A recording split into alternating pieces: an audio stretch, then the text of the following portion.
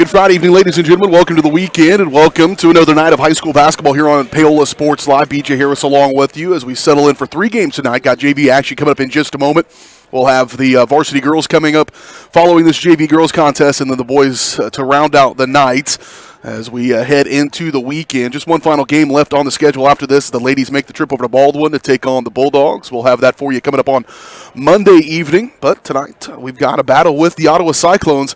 We'll have this JV game with you. No commentary for it, but we'll have the video for the entirety of this ball game as the youngsters take the court to work out some things as they continue to improve to make their way into the varsity roster. Obviously, several of these girls will play tonight in the varsity contest as well, but get a first look at them here in the JV game coming up right now here on Paola Sports Live. Stick around for a good evening of basketball. Thanks for being a part of it here on Paola Sports Live.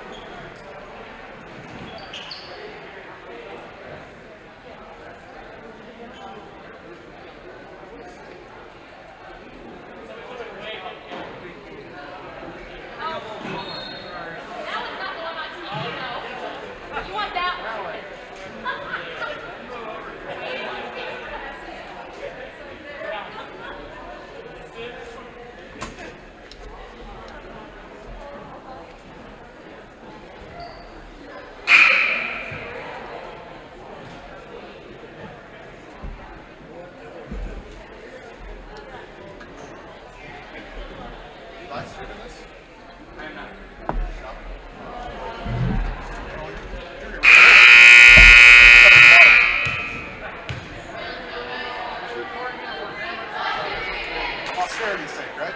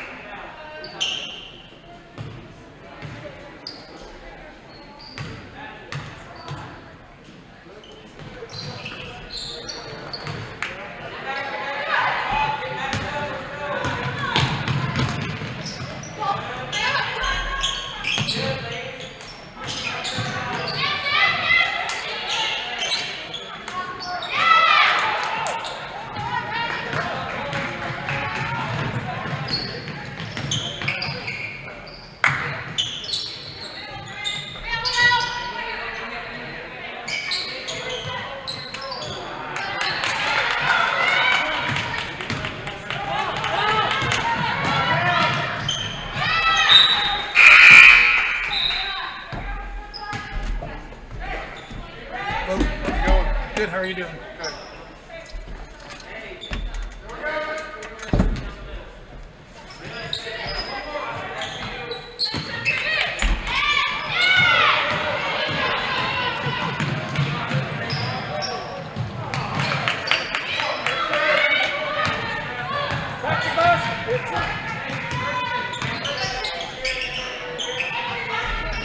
Are you broadcasting? Yes.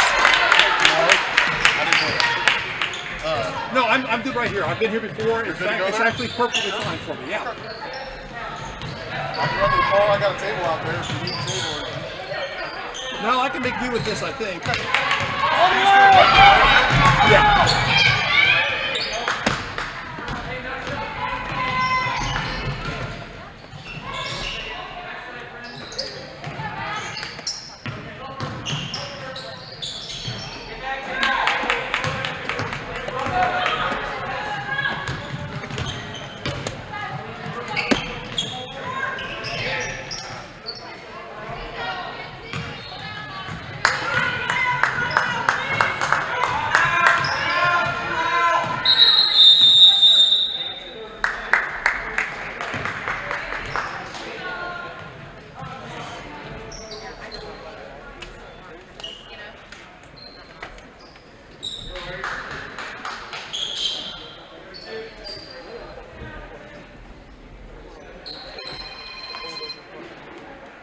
Hello? Hi. Paola. Why?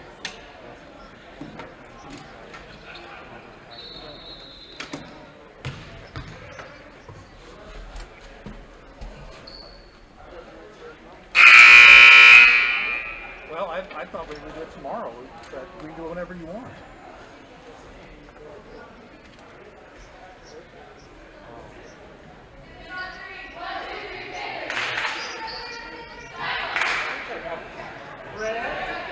Really, I wish you wouldn't do that. Doggone it, it doesn't have to be done immediately.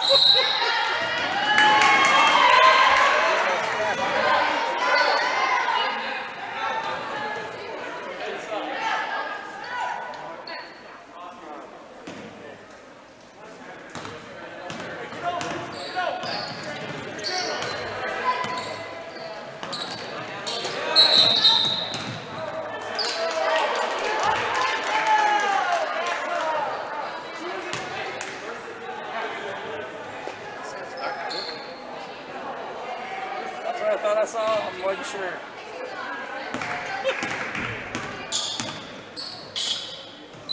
Let's look at the tape. This way.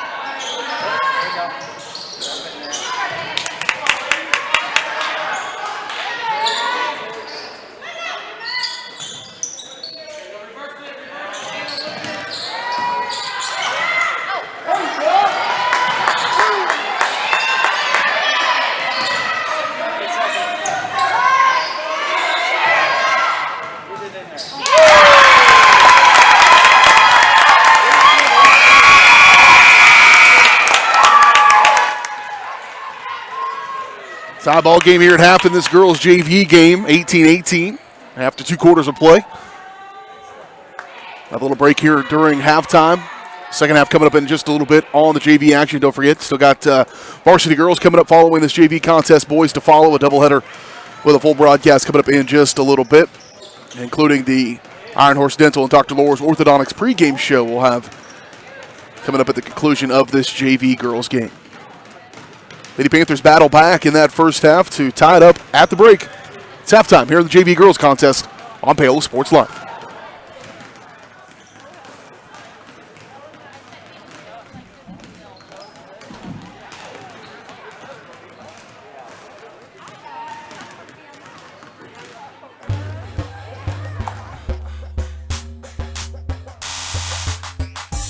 Are you ready for a new kind of internet? Then it's time for Go Brawley. It just works. Go Brawley is changing what is possible. Reliable and fast.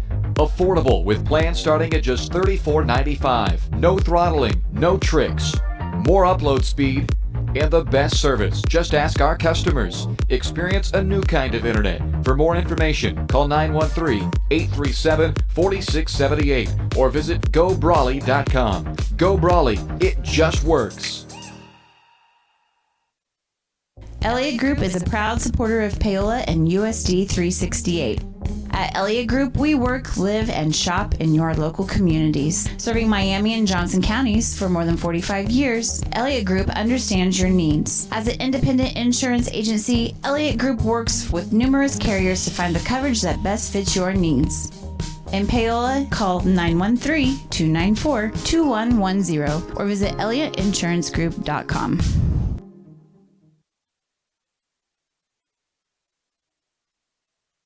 Hers Incorporated in Spring Hill is the area's premier small engine repair shop. Before you place that faulty trimmer or mower, bring it to Hers and let their experts get you back to work. Hers also takes care of hydraulic hoses, cylinder reseal, and mechanical control cables, such as push-pull, brake, throttle, and more. Plus, they carry quality equipment like Bobcat mowers, Steiner tractors, grass trimmers, and more. Hers is even a UPS drop-off station. To learn more, come and visit us at hersinc.net. Call Hers at 913-247-3530.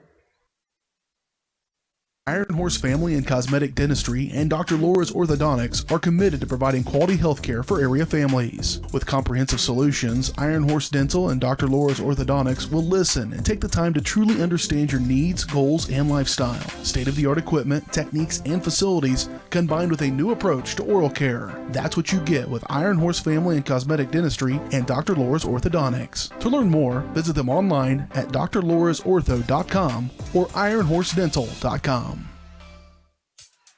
Miami County Dance Movement is a place to inspire kids.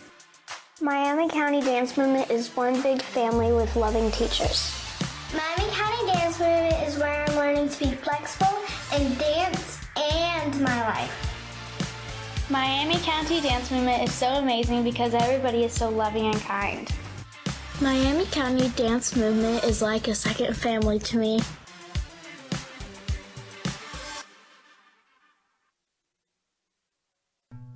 Number one, obviously, is safety.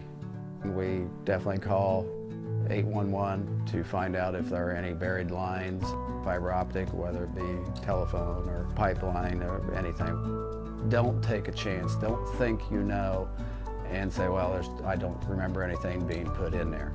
Call 811 and make sure that that's identified, that there isn't something there before you make that crossing. Because in the end, we want everybody going home.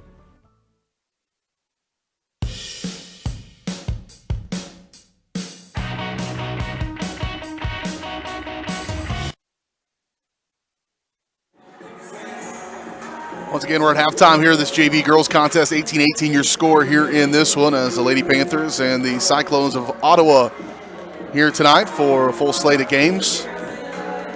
Varsity girls out there warming up as we speak. They'll be taking on Ottawa coming up in about a half of basketball. Right now, it's all knotted up here at the break. Second half coming up in about 5 minutes right here on Paola Sports Live.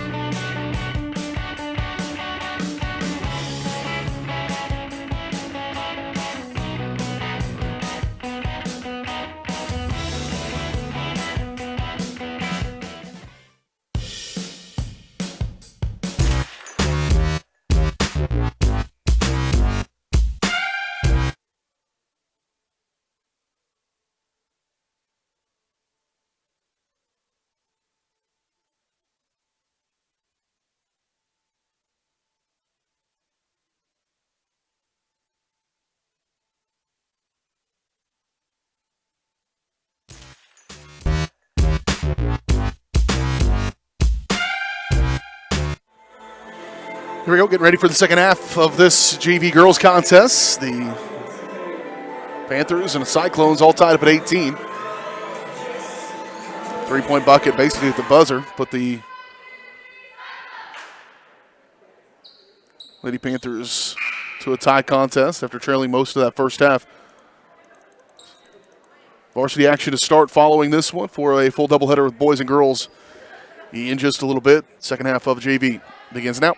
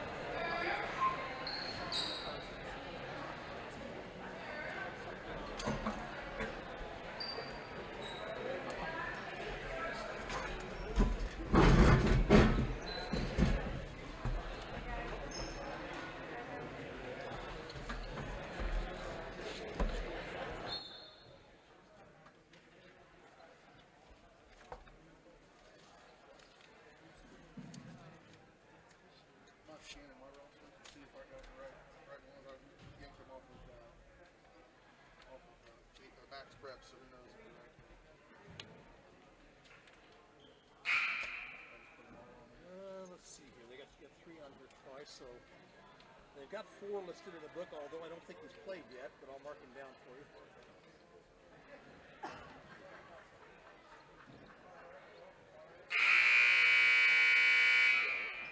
Sometimes Max Preps is good about that stuff, and sometimes it really is. It really is.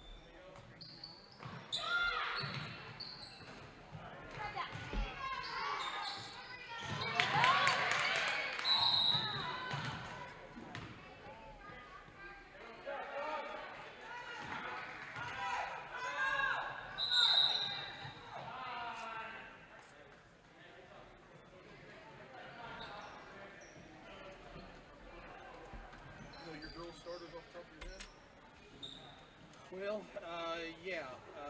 Should be 10, 11, and 12. 21 and 22 is what it's had. Yeah, that'd be great. 0. Okay. 13. okay. 15. Yeah. 25. 32. 25 and 32, you said? Correct. Thank you.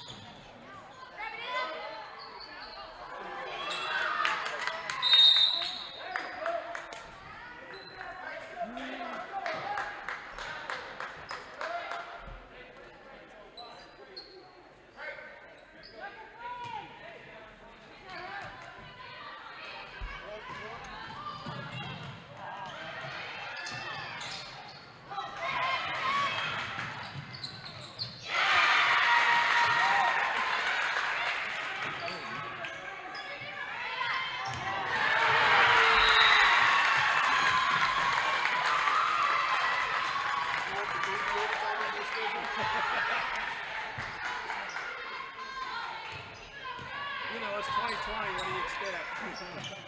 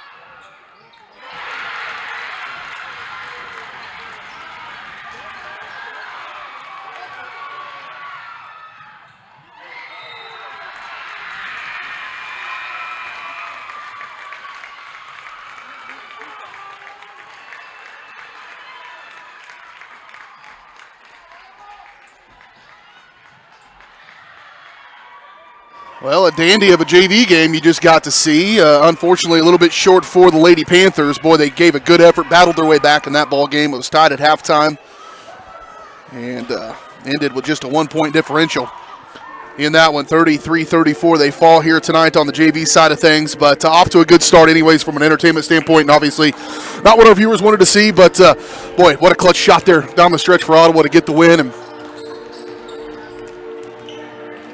we'll see what the rest of the night does have in store for us as the Panther girls take the floor. They'll get warmed up here prior to tonight's contest with the Cyclones. And the Panther boys will hook it up in just a little bit as well. We'll step away for just a short break. We'll come back, kick off the Iron Horse Dental and Dr. Lohr's Orthodontics pregame show in just a moment right here on Paola Sports Live.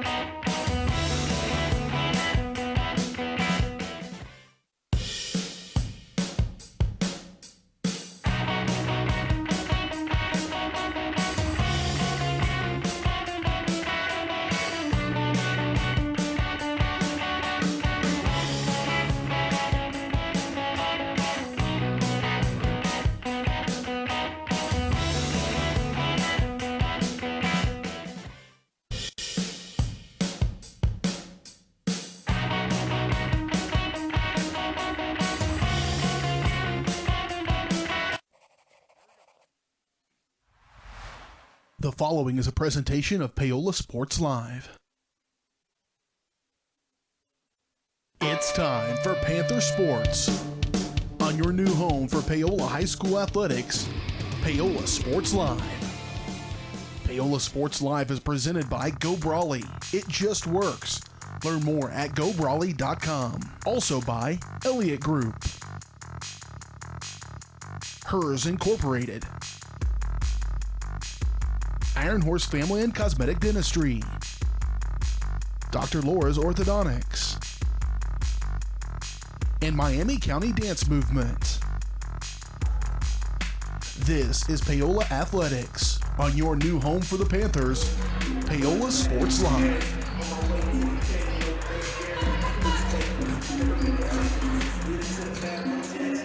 And good Friday evening, ladies and gentlemen. Welcome to the weekend and welcome back in here to Paola High School as we get set for a boys and girls basketball doubleheader tonight as the Paola Panthers welcome in the Ottawa Cyclones here in for the boys, their final game of 2020. For the ladies, their next to last game. They will be playing on Monday at Baldwin, but first they've got the Cyclones in their way here this evening. Lady Panthers coming in at 2-2 on the year, coming off back-to-back losses, a couple of lopsided affairs that they would like to have back. I do not think they would like to play Frontenac again, but I certainly think they would like to have another crack at Spring Hill, which they will get on February 9th. But the ladies on Wednesday, not a great showing, 29-71, a loss there to Spring Hill. Things just did not start well for them. They began the game on an 11-0 run, did Spring Hill. They led 23-8 after one quarter of play. It didn't work well in the first quarter, and when you dig yourself into a big hole like that, you're going to spend the entire game trying to get out of it, and just never really did get a handle on things, did the Lady Panthers. And talking with Spring Hill's broadcasters, who's part of our network, and mentioned to him, I didn't think that was a very good showing. He said, indeed, he agreed with me that when these two teams meet, Spring Hill and Paola, when they face off on February 9th, I think it'll be a different game, maybe not a different outcome, but certainly a different game because still a learning process here for the Panthers. They've had limited practices, hit the ground running in 4 practices to play last week's tournament, and then hopefully starting to get their feet under them. They will I think the break will be beneficial for them as they continue and head over to Baldwin on Monday, hopefully to get one as well. They've got the Cyclones tonight, 1-2 on the season. Ottawa coming off a win, their first win of the season last night, 42-33. How does that play into fact? If they played last night, are they fresh? Are they healthy enough to get ready to go here this evening, but probably feeling pretty good about getting that first win of the year? Ottawa, traditionally a very good basketball school. The boys have been dominant at times over the last decade or so. We'll talk more about that boys game here in just a little bit.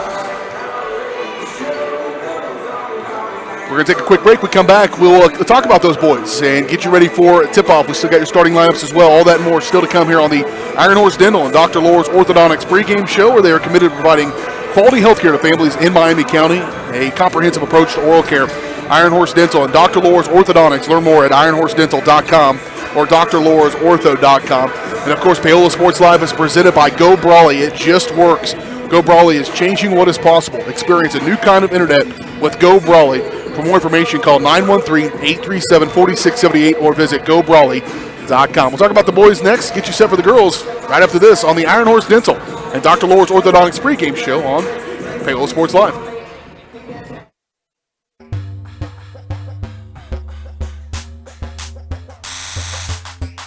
Are you ready for a new kind of internet? Then it's time for Go Brawley. It just works. Go Brawley is changing what is possible. Reliable and fast. Affordable with plans starting at just $34.95. No throttling, no tricks. More upload speed and the best service. Just ask our customers. Experience a new kind of internet. For more information, call 913-837-4678 or visit gobrawley.com. Go Brawley, it just works. Iron Horse Family and Cosmetic Dentistry and Dr. Laura's Orthodontics are committed to providing quality health care for area families. With comprehensive solutions, Iron Horse Dental and Dr. Laura's Orthodontics will listen and take the time to truly understand your needs, goals, and lifestyle. State-of-the-art equipment, techniques, and facilities combined with a new approach to oral care. That's what you get with Iron Horse Family and Cosmetic Dentistry and Dr. Laura's Orthodontics. To learn more, visit them online at drlaurasortho.com or ironhorsedental.com. Miami County Dance Movement is a place to inspire kids. Miami County Dance Movement is one big family with loving teachers. Miami County Dance Movement is where I'm learning to be flexible in dance and my life. Miami County Dance Movement is so amazing because everybody is so loving and kind. Miami County Dance Movement is like a second family to me.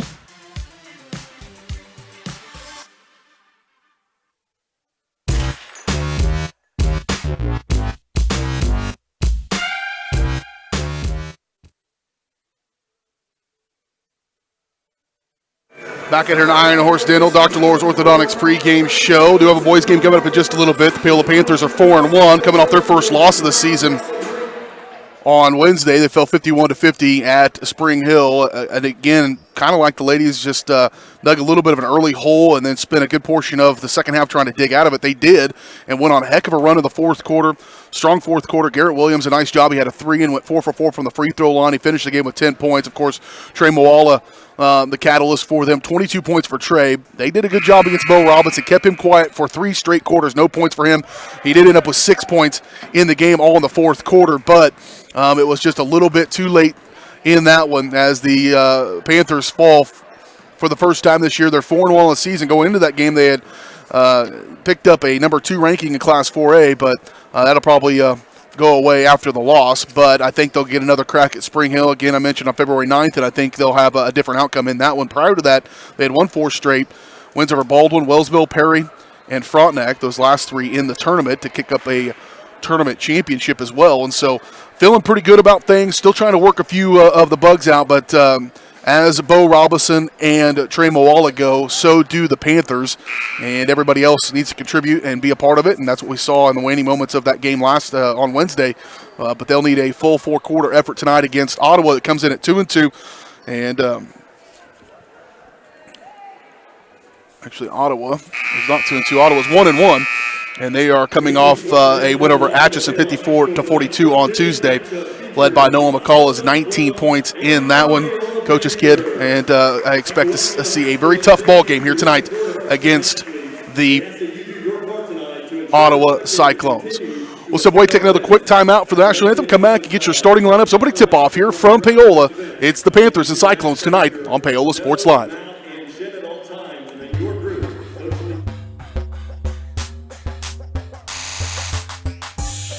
Hers Incorporated in Spring Hill is the area's premier small engine repair shop. Before you place that faulty trimmer or mower, bring it to Hers and let their experts get you back to work. Hers also takes care of hydraulic hoses, cylinder reseal, and mechanical control cables, such as push-pull, brake, throttle, and more. Plus, they carry quality equipment like Bobcat mowers, Steiner tractors, grass trimmers, and more. Hers is even a UPS drop-off station. To learn more, Come and visit us at hersinc.net. Call Hers at 913-247-3530.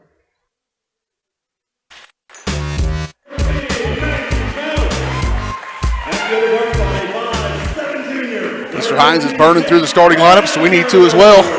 Off and running in this one already. Here, starting lineups brought to you by our friends at Hers Incorporated in Spring Hill. You just saw a commercial from them. They are the area Bobcat mower dealer. Start next year's mowing season with a great Bobcat mower. They are really nice mowers, or take them in for a full tune-up, take your current mower in for a tune-up. Hers also has you covered when it comes to hydraulic hose and cylinder repair. To learn more, go to hersinc.net or call 913-247-3530. First up for Ottawa, it will be Lauren Curtis, Sophia Ficken, Summer Spiegel, Brooklyn Haddle, and Kirsten Evans. Don't mess up that Kristen thing. They'll let you know about that. For the Lady Panthers at 2-2, Dakaya Yates, 5'10 junior.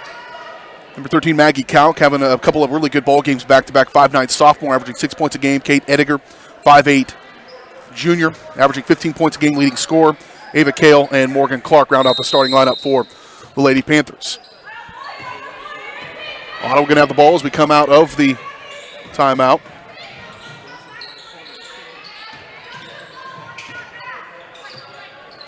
Or begin things here in this one. No tip-off. The COVID protocol entry pass down inside. Shot no good. Rebound pulled out of there by Morgan Clark, and then a jump ball immediately. That's going to should be in favor of, Paola Ottawa had the ball to begin things, so not always easy to remember that possession arrow. So first offensive possession of the ball game here for the Panthers, moving from left to right. Right side for Kalk. Through Yates. Yates running that point. Wrap around down inside for Kale. Good take by Ava. And she'll go to the stripe to shoot two. Working in there against Riley Titus for the Cyclones. Kale, who has really come on strong the last couple of ball games. She had 9 points against Spring Hill. She went 3 out of 5 from the free throw line as well in that ball game.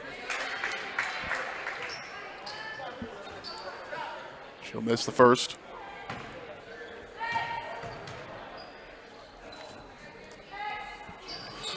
This is the second one, a little short.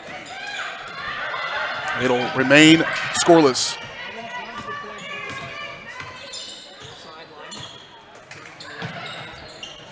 Second possession here offensively for Ottawa. And as they move from right to left. Jumping it was Ediger. Looking to drive in there is Spiegel. And out of bounds off of Ottawa. It will go back to the Panthers. 7:07 to go. Oh, travel violation.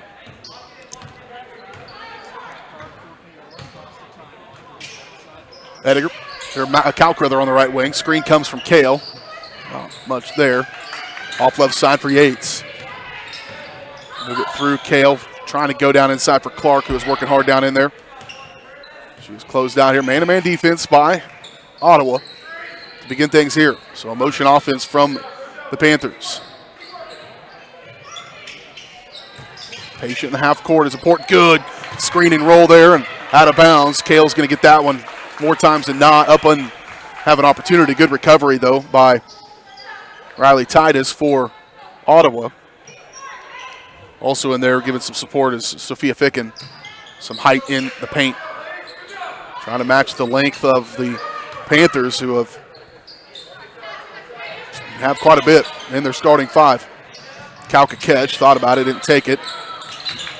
Fortunate roll of the ball there. Runner is good by Nakia Yates. And she'll get the Panthers on the board for the first time tonight as they'll take an early 2-0 lead.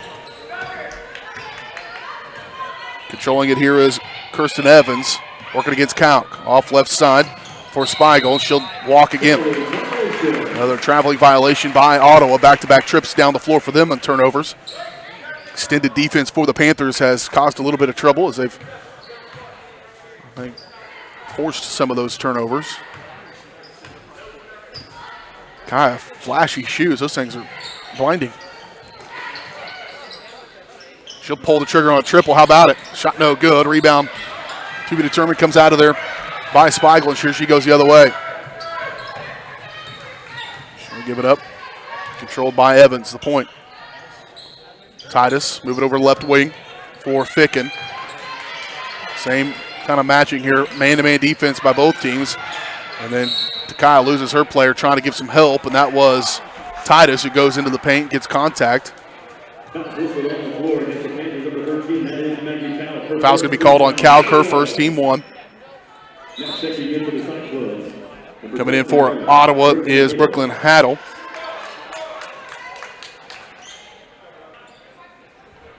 Out goes Titus for the Cyclones. Good move there without the ball. Probably should have been a foul. Spiegel, though, she'll take it. Let's say,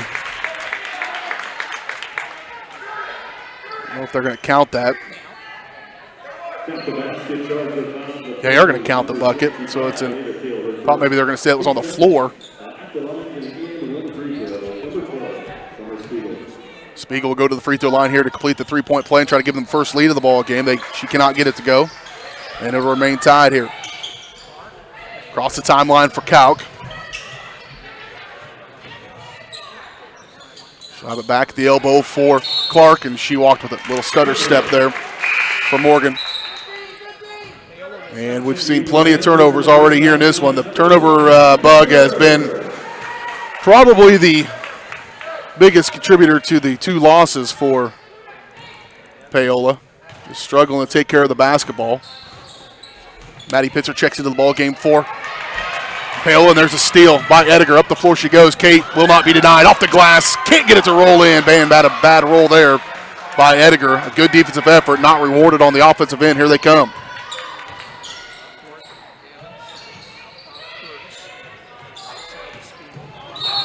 And a foul going to be called against Paola out high. Let's see who they get on that one. It's going to be against Edgar. Kate picks up her first personal foul here almost midway through this first quarter. That's one thing she's got to watch. She's only had really issues with the foul trouble one time, but it could see something that could really rear its head if she plays so aggressively. Dump off, stolen away by Edgar. Here come the Panthers. Up in front, Pitzer catch, fire, three on the way, no good. Good hustle by Morgan Clark. Not going to track it down, though. It'll go back to Ottawa here, 4:29 to go in this first quarter.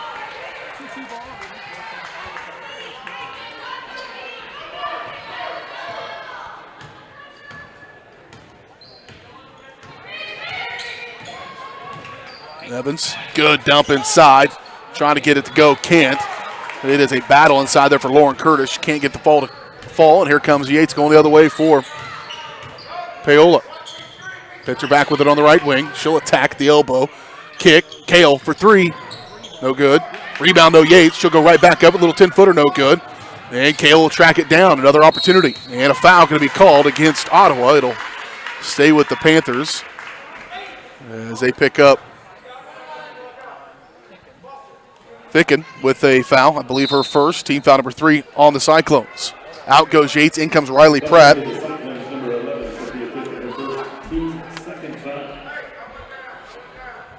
Team foul number 2, rather. Count going to come right back into the ball game. Out goes Kale. Halfway through this first quarter, catch and fire three by Edgar. Missed badly, and rebound pulled out of there by Ottawa. Here comes Haddle.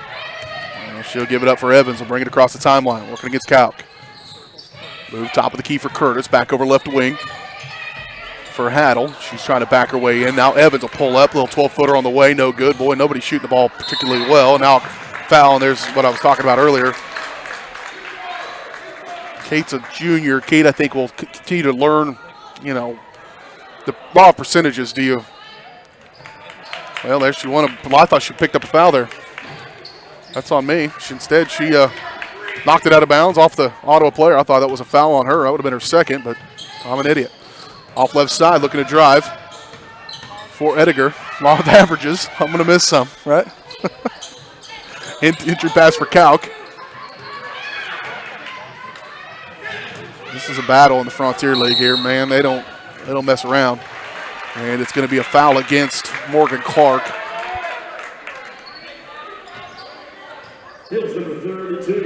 It's her first. Team foul number 4 on the Panthers.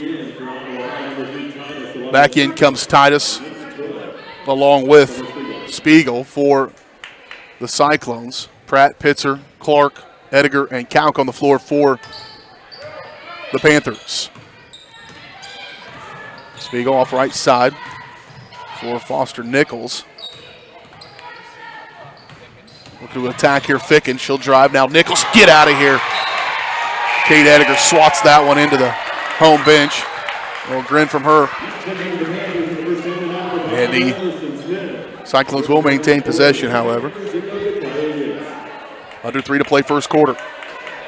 In a low-scoring affair.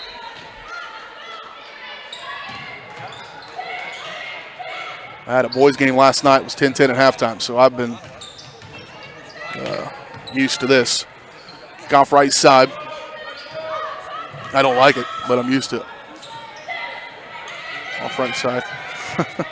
Look at give, and a nice play there by Kalk. It's one thing if it's bad shooting that's leading to it, and that's a little bit here, but also very good defense, and I can enjoy that, and that's the way we have it right here. Trying to get it in is Spiegel. No. Off left side for Haddle. Dump off, good look from Titus. Good defense again. Emerson Smith, who's checked into the ball game for the Panthers. I'm happy Emerson's out there. I think she twisted an ankle in that JV game, but managed to get back into it. Here's a take by Titus. She's fouled. She'll go to the free throw line to shoot two. I think they're going to get calked for that.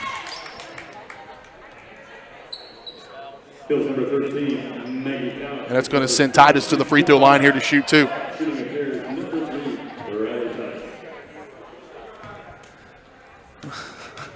You're a wild card. I can't.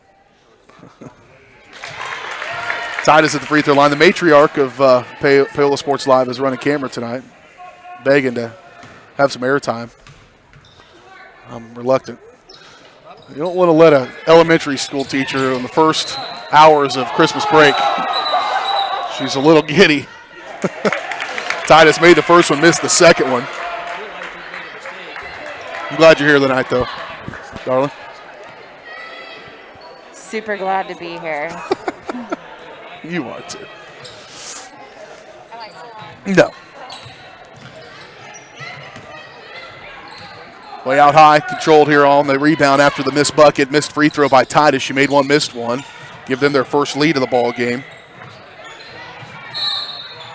And a foul going to be called on Takaya Yates. Girls are going to have to figure out how to play a little bit of defense without fouling. It's going to start to build up a little bit, perhaps. They've already got 6 team fouls in this first quarter. Yeah, they're kind of choppy like you're saying your sentences. That'll be last time you get your mic turned on. It's not self if somebody else says it. Evans to inbound. Back out for Spiegel. She'll drive. Little runner in the lane, no good. Rebound pulled out there by Yates. Panthers need to make something happen offensively here on this possession. Up the floor comes Yates. Dump off inside Kale. She can't handle, but a foul over the back by Ficken. And Sophia Ficken going to pick up her second personal foul. It'll be team foul number 3 on the Cyclones. Would you stop it? No. Yes. Be ready with it. Here's Yates. Skip pass, far side, Smith, catch, fire, 3 on the way. Ooh, in and out. Rebound, Kale, though, right back up and in. Nice take by Ava Kale. And they'll get the lead back on the bucket by Kale. Back and forth we go here. Charge on a legal screen. They're going to get Riley Titus for that one. She'll pick up her second person as well. So 2 of the post players with 2 fouls, and Titus and Ficken for the Cyclones. Now a little pressure applied in the backcourt. Panthers have seen plenty of this of late. And this time they'll break it. One-on-one here. Yates high off the glass and good. Takaya's got 4 in the first quarter. And here's a timeout by Ottawa. Timeout on the floor, we'll take it. We're back in 30 seconds. You're watching Panther basketball on Paola Sports Live.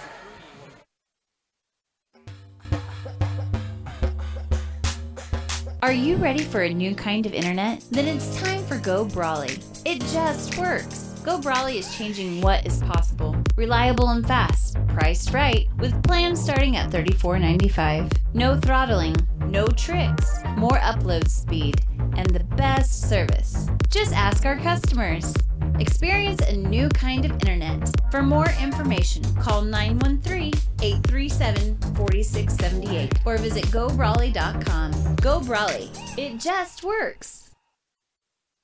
Iron Horse Family and Cosmetic Dentistry and Dr. Laura's Orthodontics are committed to providing quality health care for area families. With comprehensive solutions, Iron Horse Dental and Dr. Laura's Orthodontics will listen and take the time to truly understand your needs, goals, and lifestyle. State-of-the-art equipment, techniques, and facilities combined with a new approach to oral care. That's what you get with Iron Horse Family and Cosmetic Dentistry and Dr. Laura's Orthodontics. To learn more, visit them online at drlaurasortho.com or ironhorsedental.com. Timeout by Ottawa. We come out here with 1:13 to play in this first quarter. Panthers have grabbed their largest lead of the ball game here in a low-scoring first quarter. Entry pass down inside, kicked out quickly by Haddle. Now bucket on the baseline by Kirsten Evans. Pulls the Cyclones back to within 1. Up in front court. Kale lost it. Here they go the other direction. Spiegel in the paint. She'll rise up. Shot no good. Trailing is Clark and Yates. Yates comes out of it. Takai's having really good first quarter. Loose ball. Morgan Clark going to come up with it.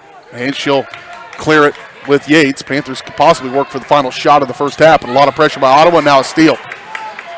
Curtis with the steal and the flush and a foul. She'll go to the free throw line and try to complete the three-point play. That was not a great exchange there.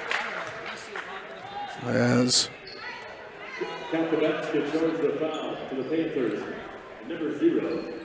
Ottawa takes the lead back here. Under 30 seconds to play in the first quarter. Yes.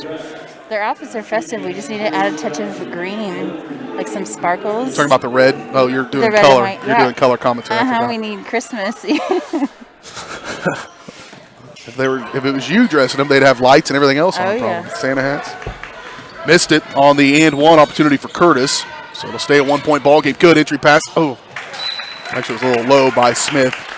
I think she was surprised to see it that wide open. I think either team necessarily probably put their best foot forward, but still a close one here in this one. Final seconds of the first quarter. Looking to drive is Spiegel. Lost it out of bounds off of Maddie Pitzer, and it'll stay with the Cyclones with 7.4. Emery Keebaugh has checked in the ball game as well for Ottawa. Inbound deep. Spiegel. She'll attack over to Keebaugh. Hand off. Back around. 1 second. Everybody kind of lost track of the time, I think, until the fans all let them know. And by that point, it was too late. 7-6. Panthers trail by 1 after 1. We're back in 1 minute. You're watching Panther basketball on your home for Paola High School Athletics, Paola Sports Live.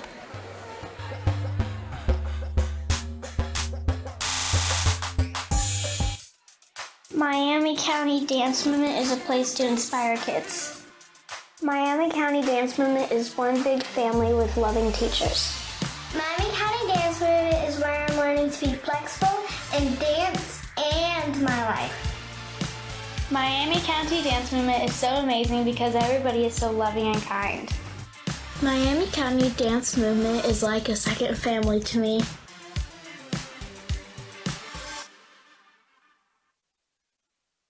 Question: what will you find on all over-the-counter or OTC medicine packages to help you choose the right drug and use it safely? The answer: the drug facts label. This label lists the medicine's active ingredients and purpose, how much to take, and warnings you should know before using it. Remember, even OTC medicines you buy without a prescription can cause side effects you don't want. So follow the information listed on the drug facts label. For more information, visit fda.gov/drug facts label. A message from the U.S. Food and Drug Administration.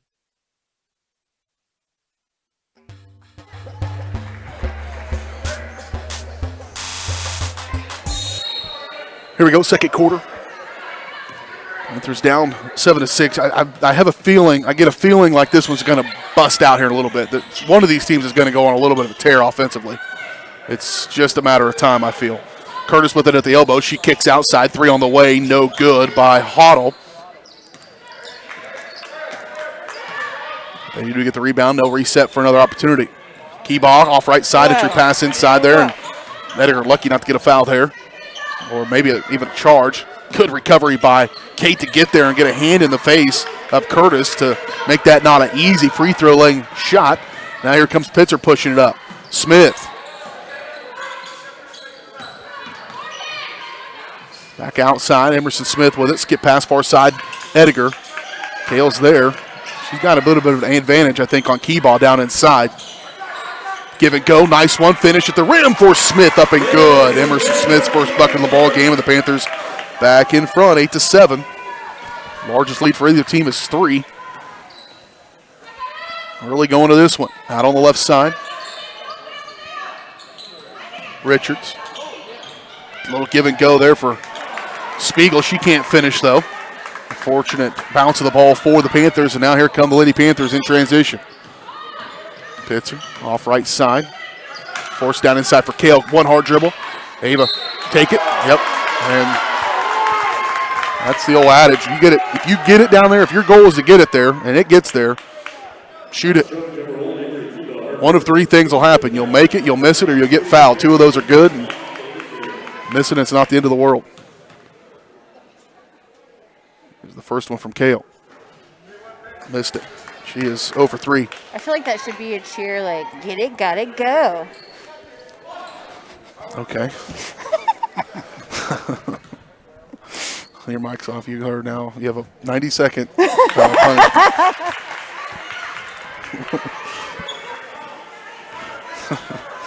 She missed them both. No, made that one. This is the first, made the second one off the Schneid. Off left side. For Evans. She'll drive and a foul. Either Pitzer or Clark. 90 seconds of game time, not real time. Penalty box. We put out a quality product. You bring stuff like that into the house, it's getting out of here. At the free throw line is Kirsten Evans. She knocks down the first one, her first free throw attempt of the night. She's got 3 points.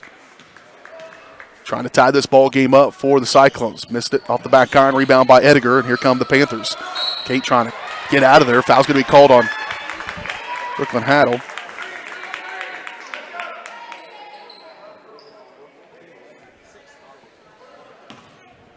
.6:18 to go here first half. Panthers clinging to that 1-point lead.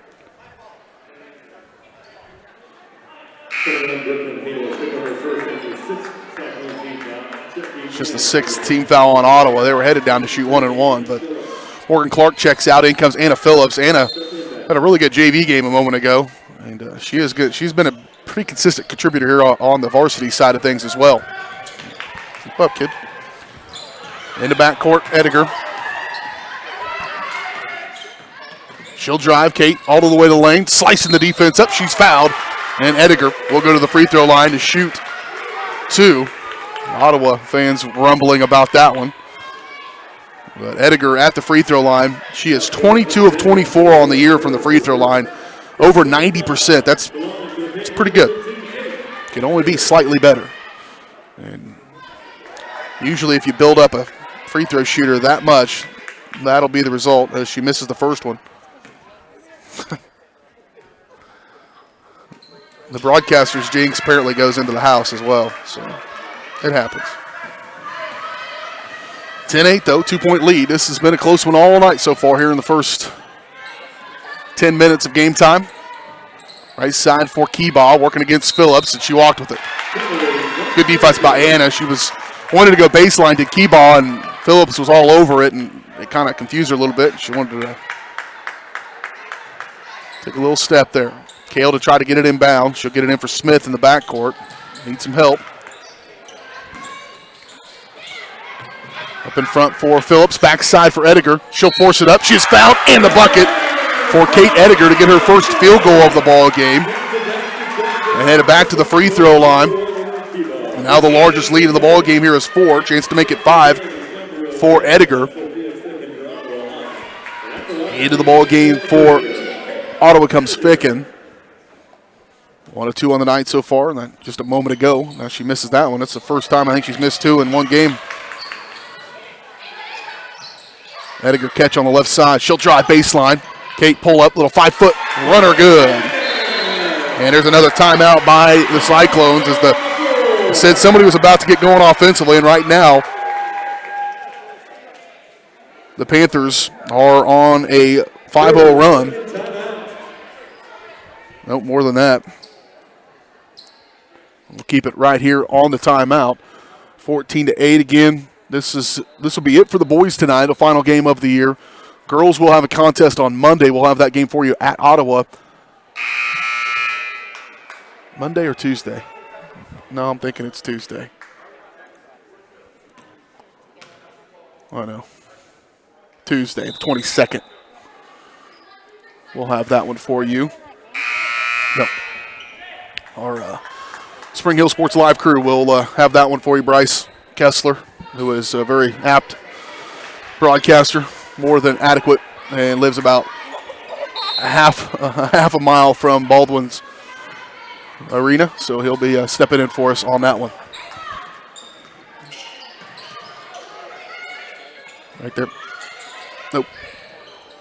Dump off inside for Haddle. And she stepped out of bounds.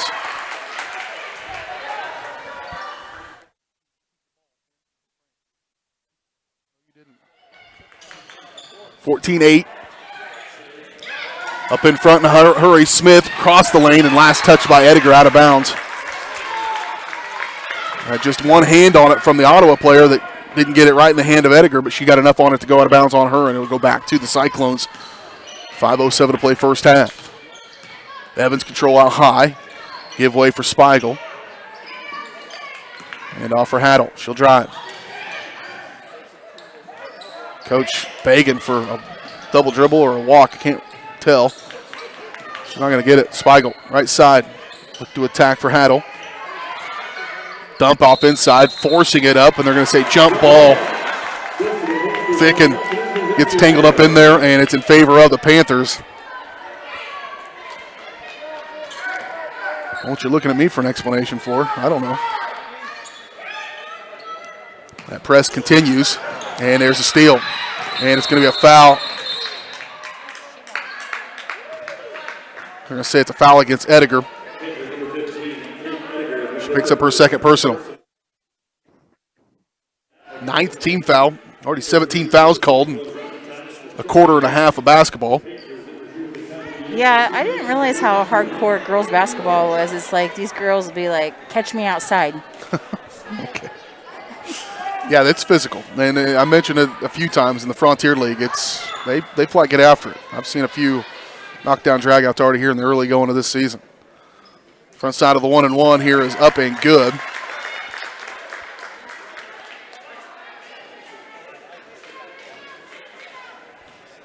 Most of your references, you can't just completely quote TikTok all the time.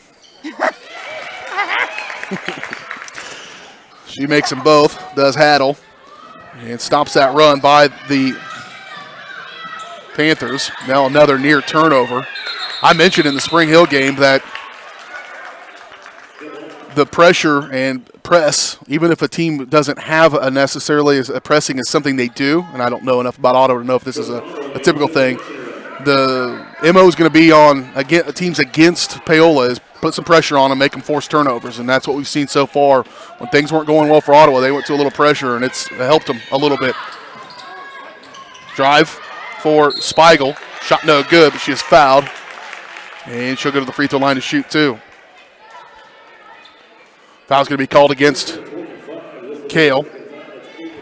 Her second, team foul number 10, and that will send Spiegel to the free throw line to shoot two, and she knocks down the first one.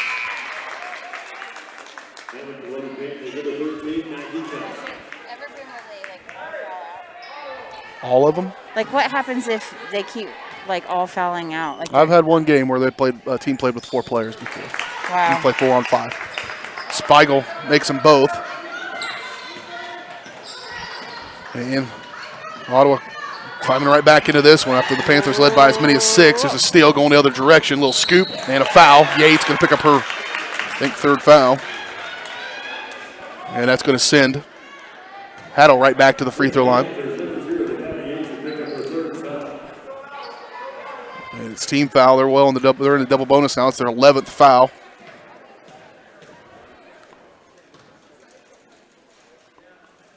Shooting 2, and she'll make the first one.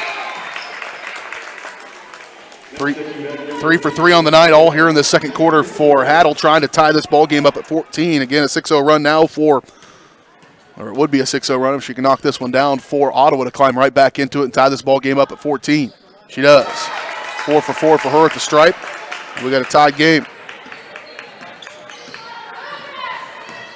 For some reason, Ottawa doesn't press this time. Off left side for Smith. Dump off inside. Clark could take Morgan. She left it a little shy. Fights to get her own rebound. She'll stay with it. Now kick. Here's a 3 from Emerson Smith. No good. Left it short. And a foul going to be called on the shooter. I thought she had plenty of room on that one, but they're going to call foul. So Emerson will go to the free throw line here to shoot 3. I'll tell you what, it's refreshing to see people who can actually shoot free throws. We've been watching a lot of middle school basketball. It's a lot different ball game. Well, watching varsity high school. Flashback about 3 years ago, you probably saw some of these kids doing the exact same stuff. It's just a matter of time. That's why I was watching the game last night and had a kid who had only missed one free throw. She was about 29 to 30 already on the year, and that's a free throw shooting is a want-to thing. Doesn't matter how athletic you are, doesn't matter how maybe you are good at basketball. If you just go step to the line and shoot, you'd be pretty darn good. As like Smith missed all three, not right there, but it's like I tell my kids, practice makes better. Kalk on the back on the rebound and a putback, and she gets in the scorebook and breaks this tie, 16-14. Off right side for Evans. Back and forth they go. Titus catch on the left wing. Good closeout by Pitzer. She'll get a hand on it, does Maddie Pitzer. And here come the Panthers. Pitzer will lead the charge, left to right. Phillips. Pitzer play catch. Back outside. Trying to force it into Clark. Good take. One good hard dribble and a good push. Got to get Morgan Clark going a little bit. She was quiet against Spring Hill, and that's her first bucket here. She can be an X factor for them. Something, a matchup problem with her length, but right now they do have Ficken down in there. Ficken at about 5'11", 6 foot. Off right side. Here's a take by Evans for three. No good. Rebound for Pitzer. Pitzer. Oh, Kalk was calling for it, and she was probably rightfully so. There's the elbow. Morgan's got to hold that one. Jump ball. Good effort by Emerson Smith to get in there and get the jump ball call, though they call timeout prior to that. Timeout on the floor. We will take it. We're back in 30 seconds. You're watching Panther basketball on Paola Sports Live.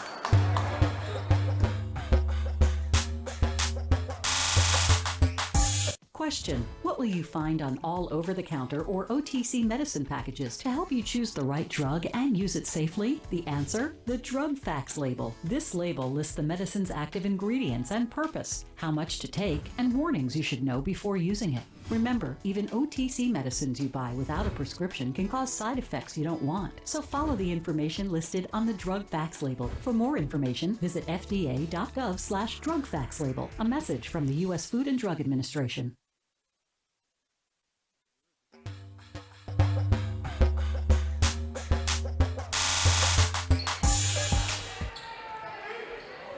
The Ottawa basketball coming out of the timeout. They got a quick one before they called the jump ball. Possession arrow in favor of the Panthers. Give and go and a steal. Emerson Smith's had some really good minutes here off the bench. The bench has been a nice spark at times for Paola, and Smith and Pitzer representing that right now along with Anna Phillips. Shot by Clark, no good. Morgan fighting, trying to get a rebound. She can't. And into the paint. Rebound pulled out of there by Haddle. Out to Evans, and she'll trot it up the floor over 2:07 in the half. Move it around for Nichols. Now top of the key, looking to attack Curtis. Curtis kick to Nichols. Back top of for Titus. Titus, little runner, no good. Rebound Kalk. Nearly knocked away by Titus, but kept by Pitzer, and here come the Panthers once again. Dump off inside for Clark. Morgan kick back out Phillips. Over to Smith. Emerson another three. This one off the mark. And rebound pulled out of there by Ottawa.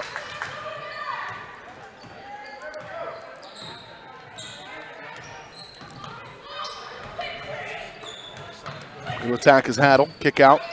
Titus got away with a walk. On the right side for Curtis. She's tangled up with Anna Phillips. They're going to call foul on Phillips. Pretty good defense.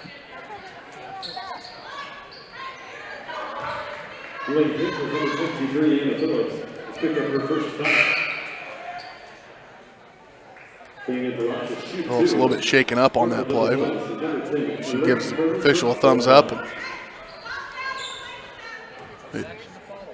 Yeah, flipped over backwards. Ficken at the free throw line. No, that is Curtis, rather, at the free throw line. She missed the first one. She is 0 for 2 now from the free throw line. Clark will check out. In comes Riley Pratt. And that usually means Ediger moves to the – no, Ediger's not in there. Not sure they're going to have that second post player. It's kind of a four-guard set then, with Cal kind of the lone post in this one. And, boy, the pressure continues to be a problem.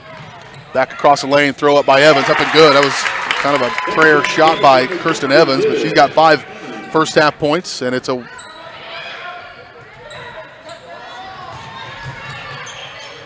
one-point game. Count from the elbow. Up off the glass, no good. And rebound pulled out of there by Keyball. Here come the Cyclones. No, a double dribble. And a turnover by Haddle. For the Panthers for the first time tonight, number 21, Chloe Griffin. Into the game comes Chloe Gherkin.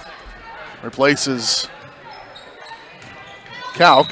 Now it is 100% bench on the floor right now for the Panthers. Cyclones are a good portion of theirs is also bench players. Foul was called on Evans, her first. Team foul number 10, so both teams in double bonus. As hits her a fortunate roll off the back iron and falls through. Her first bucket of point of the ball game. And she'll add to the Panther lead. 47 seconds to go first half. Moving screen, another one. I didn't exactly see it, but I saw it flash out of the corner of my eye. I think it's Keyball. In my infinite wisdom, I forgot to grab a roster, and I didn't write down their ages, but I got a feeling Emery Keyball is a youngster. And that's pretty typical. It's tough to teach those kids how to set a screen, and you can't shuffle your feet, you can't move while you're going into it. Off left side, Keyball, if she is young, still about 5'11", 5'10". Up the floor they go. Evans, hassled by Phillips. Scooped out of there, and Anna Phillips just tons of problems for Ottawa, giving it all she's got. And it goes off the hands of Evans. It'll go back to the Panthers. I think if you're Paola, if you can, try to work for that final shot, although they'll get it in for Smith.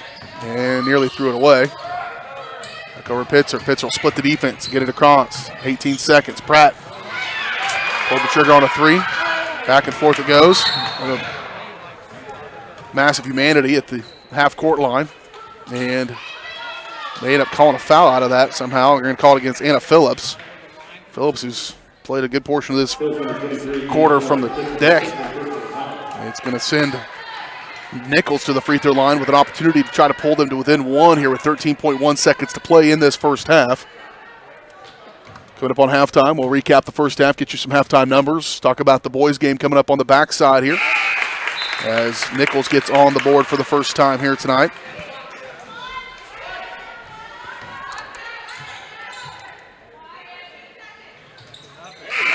Usually after 2 quarters of basketball, I could make a gamble on who's going to win the game and be right most times. I couldn't tell you in this one how it's going to go. It might be the exact same situation in the waning moments of the game. 12 seconds. Pitzer needs some help. Gets it from Pratt. On the right side, it was there. Gherkin was open down low for a moment. Here's Evans, or Smith rather. And that's the end of the first half. Who is going to take control of this one? We will see in the second half, perhaps. Right now, nobody really has. 20-19 your score. It's a 1-point lead, though, for the Lady Panthers. We'll talk about it when we return. We'll total up these scoring totals as well.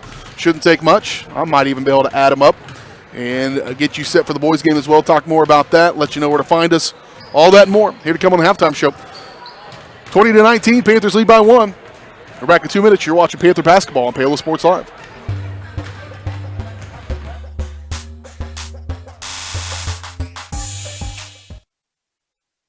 Elliott Group is a proud supporter of Paola and USD 368. At Elliott Group, we work, live, and shop in your local communities. Serving Miami and Johnson counties for more than 45 years, Elliott Group understands your needs. As an independent insurance agency, Elliott Group works with numerous carriers to find the coverage that best fits your needs. In Paola, call 913-294-2110 or visit ElliottInsuranceGroup.com. Number one, obviously, is safety. We definitely call 811 to find out if there are any buried lines, fiber optic, whether it be telephone or pipeline or anything. Don't take a chance. Don't think you know and say, well, I don't remember anything being put in there. Call 811 and make sure that that's identified, that there isn't something there before you make that crossing. Because in the end, we want everybody going home. Hey, I'm Mike Rowe, here today to encourage you to connect with 811 before you dig. And I'm Mike Rowe, and I'm here because I love to dig in the dirt. It's true. He's also here because he's very small and not that bright. Here, for instance, we can see Micro doing what he loves to do. And here we can see the consequences of not doing what he should have done. Dude, why didn't you call 811? I forgot the number. See? Not that bright. Are you ready for a new kind of internet? Then it's time for Go Brawley. It just works. Go Brawley is changing what is possible. Reliable and fast. Affordable with plans starting at just $34.95. No throttling, no tricks. More upload speed and the best service. Just ask our customers. Experience a new kind of internet. For more information, call 913-837-4678 or visit GoBrawley.com. Go Brawley, it just works.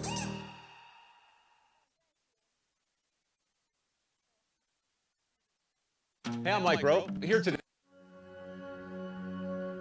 All across the country, people are coming together to speed up what we can learn about health. The All of Us Research Program is calling on 1 million people to join us as we try to change the future of health. For your family, for future generations, for all of us. Visit joinallofus.org and find out how you can become 1 in a million.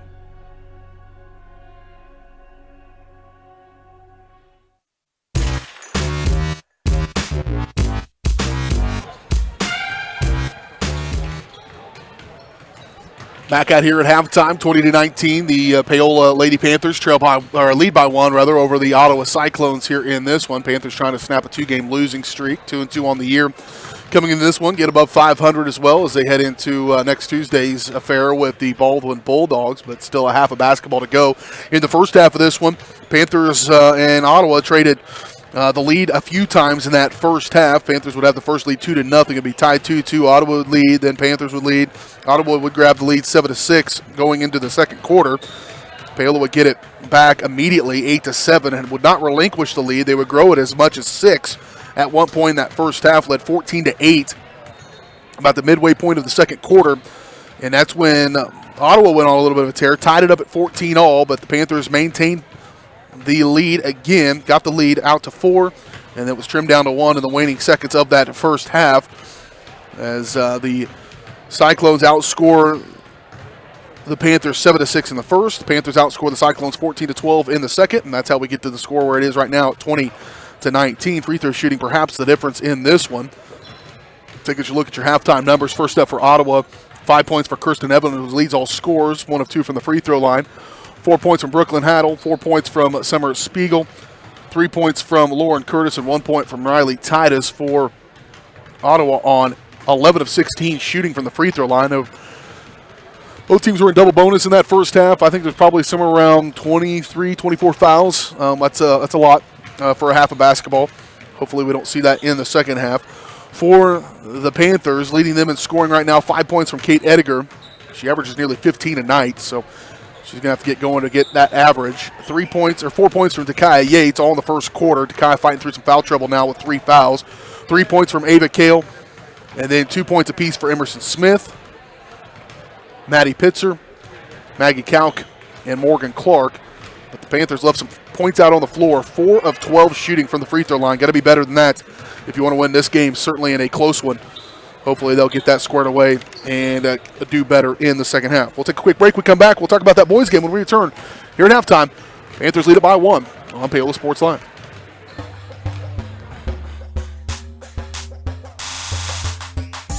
Are you thinking about buying medicine online? A search for online pharmacies yields more than 20 million results. But which ones can you trust? Medicines bought from unlicensed online pharmacies can be dangerous. You may get a fake drug, your condition may get worse, or you may experience a bad reaction. Don't put your health at risk. To learn how to find an online pharmacy that's safe and legal, visit fda.gov/BeSafeRx. A message from the U.S. Food and Drug Administration. Everybody can make something, because I think everyone has a spark of creativity, and the reason that I have to keep making is because I don't think my life would be as fulfilling without it. If you make things yourself, that means you're not cowering in fear. You're out there taking chances. That, I think, is my way of saying I love you to the world. All right, now I want to hear why you make. Share your own Why I Make story today. Visit whyimake.org. So, what is love? Love is being independent. Love is dancing. At Shriners Hospital for Children, love is a new smile. At Shriners Hospitals for Children, love is caring for a child regardless of the family's ability to pay. Learn how you can send your love to the rescue at lovetotherescue.org.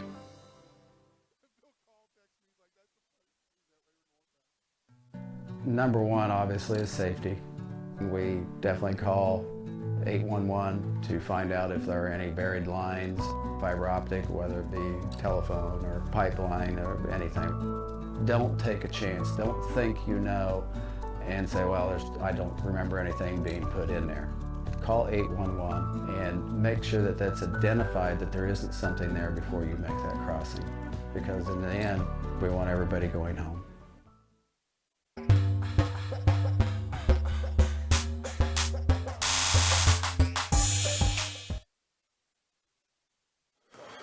Back at it at halftime, 20-19, your score. Panthers in front by 1. Do have a boys game coming up in a little bit. The Panther boys are 4-1 on the year, coming off their first loss of the season. A close one, 51-50 on Wednesday in regulation, but just barely. Trey Paola would like to have one back, but boy, what else can he do? He had 22 points in the game anyway, but he had an opportunity to tie it at the free throw line in the last few seconds of the game. Made one, but missed another, and they come up 1 point short. That would have probably sent it into overtime. Who knows what would have happened there, but boy, he did everything he could anyways as he finishes the game with 22 points. A good game for Garrett Williams, who contributed in the fourth quarter. 7 of his 10 points came in the fourth, and all 6 of Bo Robinson's points came in the fourth. Bo averaging around 17 points a game, so you'd like to get more than 6 from him, but I think they made a concerted effort to close him down. A lot of times that's what teams will do. If you've got 2 pretty good players that you don't know what you do, you kind of pick your poison, pick one to shut down and make the other one beat you, and Trey darn near did, but it came up just a little bit short. Again, I think Paola's probably a better team in that one, but it was even, and they will play again on February the 9th. Once again, this will do it tonight for the boys. They'll play Ottawa here in a little bit. Ottawa coming into the ball game at 1-1, coming off their first win of the season. They beat Atchison 54-42 on Tuesday. They were supposed to play, that was the girls. The girls were supposed to play Atchison, but that was canceled. But Cyclones are usually pretty competitive. I expect this one to be a pretty good one. Girls will play again on Tuesday. It'll be just a girls game. We'll have the JV coverage for you, and then the girls to follow. Varsity action at Baldwin. And then we'll wrap things up for 2020 and get things going again the earliest they can play. And I think they've all got games scheduled for January the 8th in the new year. And then it's you play January 8th, kind of play that first week and a half, and then get into tournament week. And then once you get out of tournament week, it's bam, season's almost over, and it's a homeward stretch. And it's kind of a slog, but it's also it kind of happens fast. So. I have a more serious question. Okay, good. Why are their pants so long and volleyball are like super duper short? Who decides that? Society, man. NBA. The traditionally, you watch the 70s, 80s NBA. It was short, and they just kept getting longer and longer, and then that trickled down to college and Michigan back in the day, and then on to high school. So that's the way it is. Ediger from the elbow, up good. Nice start to the game in the second half for Kate Ediger. I don't know if any of that's true that I just said, but it sounded good. 22-19. Panthers add to the lead. There's a nice take and off the dribble by Spiegel. Pressure going to be applied here by Ottawa. Panthers have done such a much better job with that in this one. Ediger. Problem is you got to take advantage of it. Foul in the bucket. Fortunate there. Coach for Ottawa wanted a traveling violation on Kate. Instead, she's going to go to the free throw line and try to complete the three-point play. And I don't think Ediger even really knew that was the case, but Kate shoots out of the halftime like a rocket.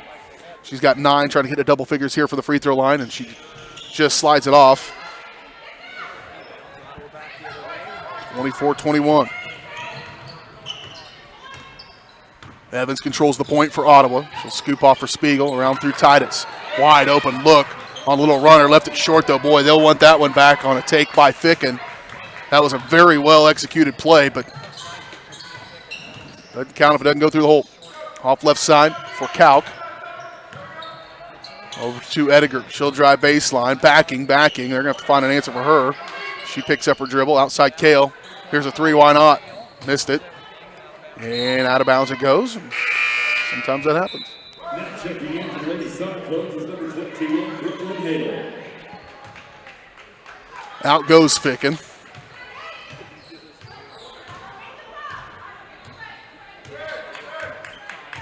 And in comes,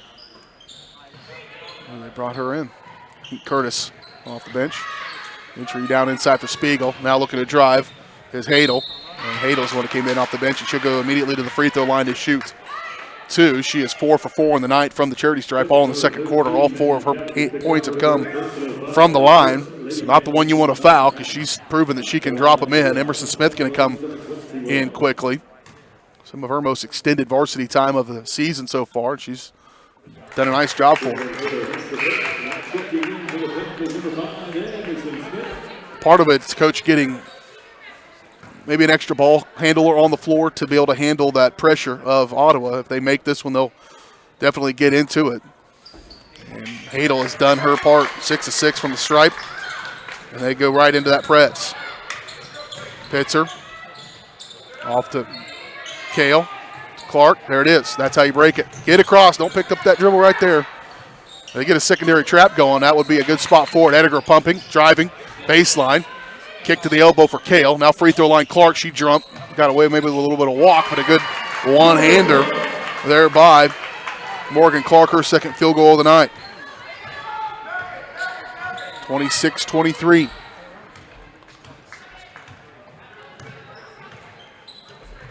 Over left side. Spiegel. Good defense by Maddie Pitzer. Does get last touched by her, but out of bounds. Evans will gather an inbound here for Ottawa. Panthers have led by as many as 6. They led 14-8 at one point. That's the biggest lead for either team, and it wasn't there very long. They closed that immediately on a 6-0 run. Did Ottawa. Tied it up at 14. Little runner in the lane by Spiegel, up and good. She's got 8 points. And there's a steal immediately by Evans. And just like that, Ottawa's in the lead. And now a foul going to be called against the Panthers, so it'll go right back to Clark. Picks up her third personal foul, so Clark and Yates with 3 fouls each. Kaya with those 3 fouls didn't even start the second half. Riley Pratt going to check in. She'll replace Clark with those 3 fouls. Anna Phillips comes into the ball game as well for the Panthers. Outside for Curtis. Now here's Evans. Dump off inside for Curtis. Phillips is going to pick it up. And Anna Phillips is going to pick up her third foul. So I think foul trouble is going to be a problem for the Panthers in the fourth quarter of this one. 3 fouls for Phillips, Clark, and Yates. 2 on Maggie Kalk, and 2 on Ava Kale, and 2 on Kate Ediger. So, and Ediger, a preemptive pull here by coach perhaps to get her out. She will not sit very long. Inbound, catch, fire. 3 no good. And ball swatted out of bounds by Curtis. It'll stay with the Panthers, or go to the Panthers. Get it in for Pitzer. Over to Pratt. They're right back to the middle. Got to go quicker, though. Can't wait for it to open. You've got to anticipate where they're going to be, and a foul going to be called on Phillips, and she just picked up her fourth. You can always see in the first 4 or 5 games of the season that half-second delay just turns into turnovers every time. And as the season goes on, they get a little bit crisper. But basketball is such a close game. You can't have a hesitation. It needs to work to the middle of the floor and then get up the floor. The problem with this pressure, Panthers are figuring out a way to break it, but they're not being able to turn it into points. Usually if you can break a press a few times and get easy layups, they quit doing it. But so far, I wouldn't quit it if I was Ottawa because it's working. Here's a drive by Titus, and she lost it out of bounds, but it was knocked out of there by Yates. It'll stay with the Cyclones with 4:50 to play here in the third quarter.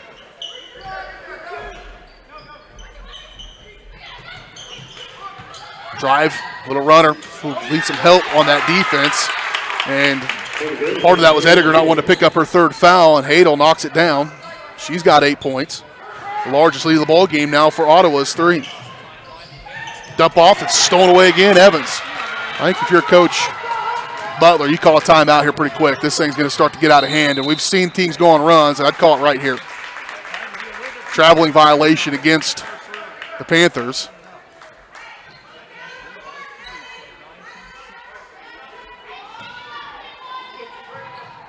Kale, handoff for Pitzer. Back to Kale, and a foul going to be called on Spiegel. Nope, yeah. Her second. Team foul, number 3. No, number 2 on the Cyclones. Get it in for Yates. She gets stripped out of her and another turnover.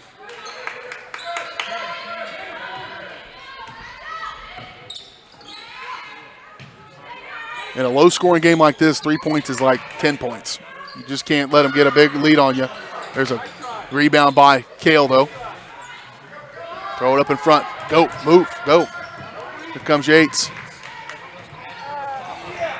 Just trying to save it, out of bounds. I agree.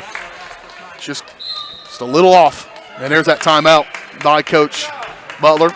We will take it along with him. Timeout on the floor. We're back in 30 seconds. You're watching Panther basketball on Paola Sports Live.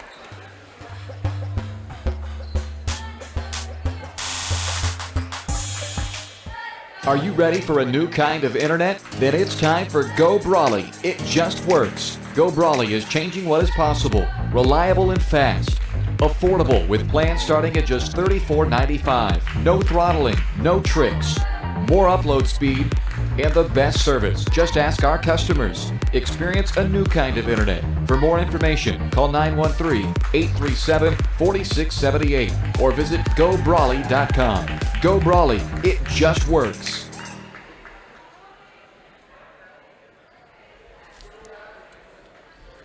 Thanks to the support from our sponsors, Paola Sports Live is proud to provide tonight's coverage of Panther Athletics free of charge for you to watch. If you enjoy our broadcast, we'd like to say thank you. Go to PaolaSportsLive.com/donate.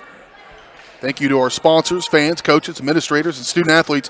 Be sure to follow us on Facebook and never miss a broadcast by subscribing at youtube.com/Paola Sports Live.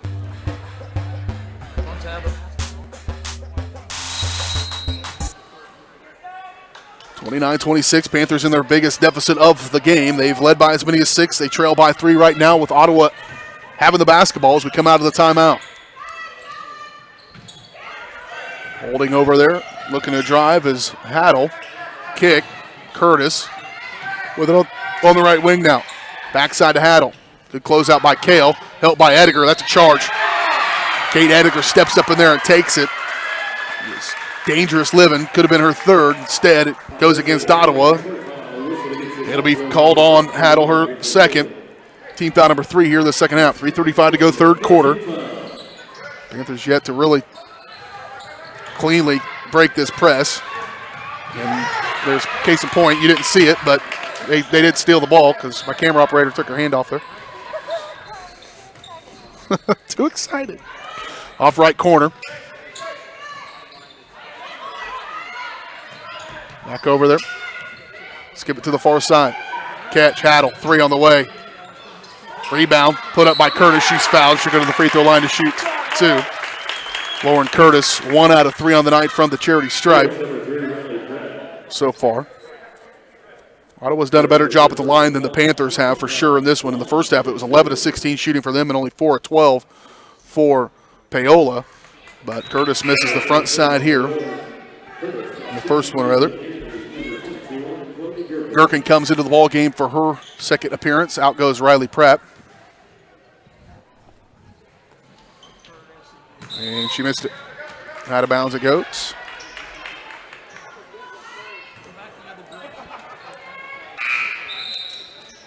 Thing about pressure, until you prove you can consistently break it, they're not going to quit doing it. Somebody put some mood lighting on in here.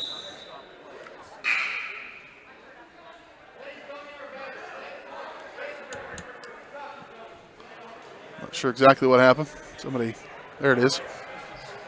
That really messed with your eyesight a little bit.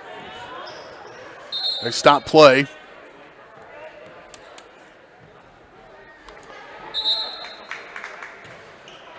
Somebody leaned up against the light switch, I think. Panther basketball.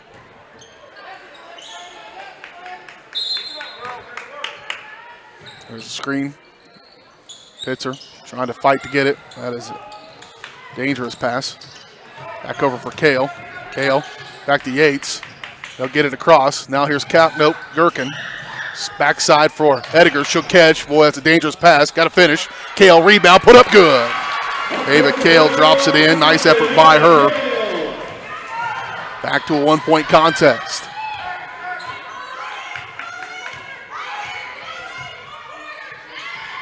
Off to the corner for Haddle. Stolen away by Yates. Dekai to lead the charge. Yates with the right-hand layup. Oh, missed it. Gosh darn. A little too much mustard on that one. She'll make that one 9.5 times out of 10. And back the other way. Boy, a chance to take back the lead, too. At the free throw line. Kick. Spiegel, rather. She'll get it back and collect it here at the top of the key and reset for the Cyclones with 2:06 to go here in the third. Off to the right side for Hadel. Closeout. Good by Gherkin along with Ediger at the elbow. Backside. Evans. Kick. Step into it. Spiegel. 3 on the way. Good. First 3 of the ball game, I think, for anybody. And she will give the largest lead of the ball game for Ottawa, and then a turnover. Right back to them it goes. Another timeout by the Panthers. It's a full. We'll take it. We're back in 30 seconds. You're watching Panther basketball on Paola Sports Live, presented by Go Brawley. It just works.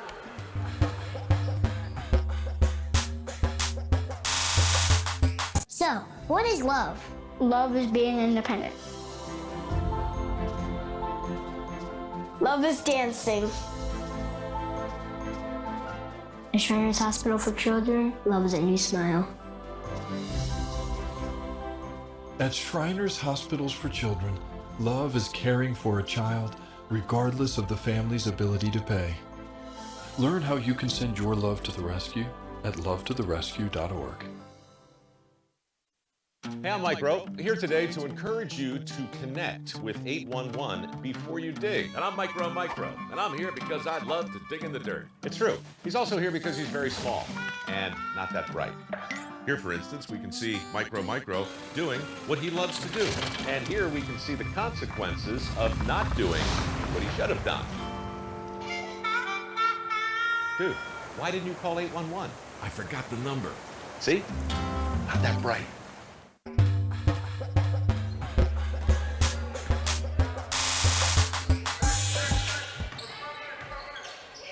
Cyclones with the basketballs. We come out of the timeout, 32-28, largest lead for Ottawa. Panthers have led by as many as 6 about midway through the second quarter. It's been pretty tight all night. Curtis. It's Titus, rather. Titus with it on the right wing, 3 on the way. Got to pull this one down. Pitzer, good rebound. She is destroyed by Titus. Then no call. And now they'll just let him play. How about it? Here comes Kate Ediger. She will not stop, I promise you. That is balls going up. Kick back out. Pitzer She'll get it. Driving. Runner. Ediger. Charge. Gosh darn. This turnabout's fair play. She picks up her third personal foul. So now Phillips with 4, Ediger with 3, Yates with 3, and Clark with 3. Riley Pratt going to check in and replace Ediger. Panthers approaching, going over the limit here already with fouls. We're in double bonus to begin in the first half, and I would be shocked if they don't get there again. Under a minute to play in the third quarter. Panthers with some work to do. Off left side for Evans. Here's Spiegel. Entry, kick, and a turnover by Ficken.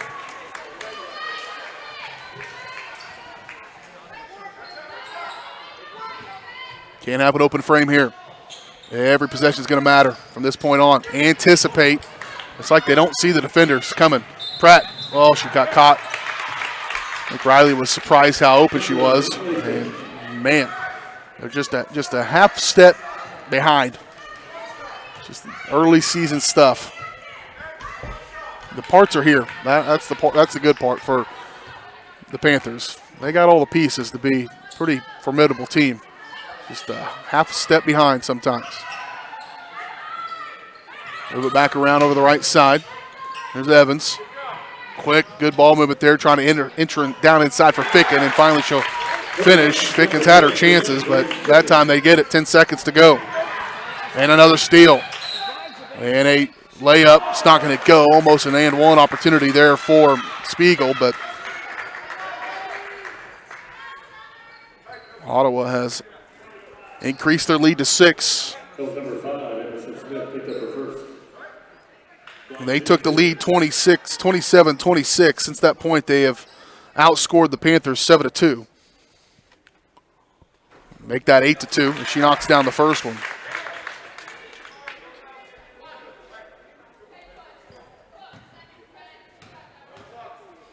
Big third quarter for Spiegel.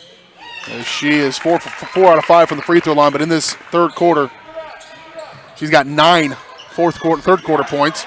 Another near turnover, and a jump ball is going to be in favor of Ottawa, and they'll get a 2 for there because if they don't pull the trigger on this one, they'll get the ball to start the fourth quarter as well.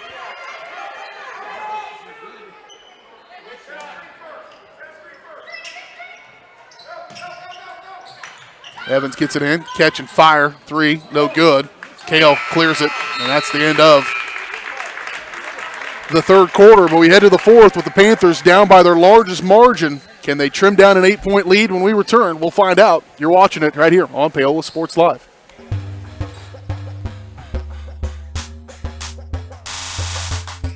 Elliott Group is a proud supporter of Paola and USD 368. At Elliott Group, we work, live, and shop in your local communities. Serving Miami and Johnson counties for more than 45 years, Elliott Group understands your needs. As an independent insurance agency, Elliott Group works with numerous carriers to find the coverage that best fits your needs. In Paola, call 913-294-2110 or visit ElliottInsuranceGroup.com. Hers Incorporated in Spring Hill is your local Bobcat mower dealer. Bobcat mowers combine heavy gauge steel with advanced engineering to give you the best cut every time. Simple controls and design make maintenance and service quick and easy. And when you get your Bobcat at Hers, they can complete all service and repairs covered by your warranty. Bobcat mowers are affordable, giving you a commercial grade machine at a residential price. To learn more, Come and visit us at hersinc.net. Call Hers at 913-247-3530.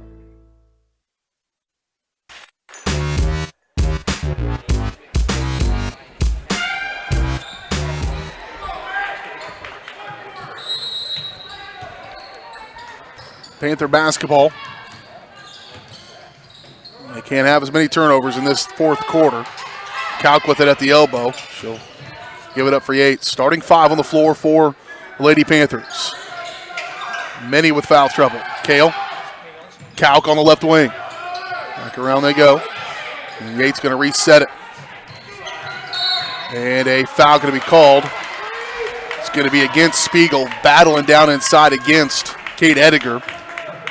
And Spiegel will pick up her third personal foul. It's team foul number 4 on Ottawa. Panthers with 17 fouls, Ottawa with 14 fouls. Down for Clark. Morgan drive, now kick. Here's Yates. Give it up. Maggie Kalk for 3. Get in there. Shot no good. Rebound pulled out. Cleared by Curtis. And now Evans will take all the time she wants to bring it across the timeline.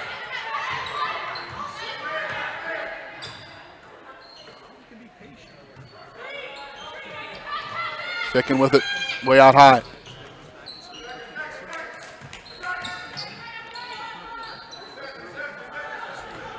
Spiegel going to hold out here. They're not going to be in a hustle. They're going to get the high percentage shot or don't take one at all. With this lead, 6 points is enough to kind of bury a fourth quarter if you can handle the basketball. No real need to take the shot. This is the reason for that shot clock we were talking about earlier.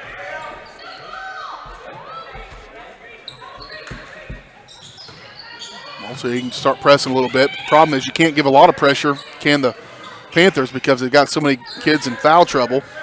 Ediger with 3, Clark with 3. Kalk with 2. But you also can't just sit there and let them hold the ball for the entire fourth quarter.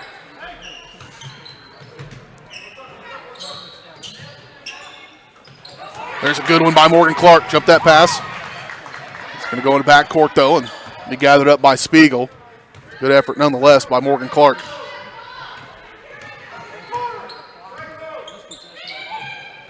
There's another Morgan Clark effort. Got to get going. You're right. We were talking a break. You said just they need to run. They need to run more. They just need to take off run. When you catch that ball, you get a steal like that, there needs to be 4 bodies flying up the floor. Just a little hesitation there.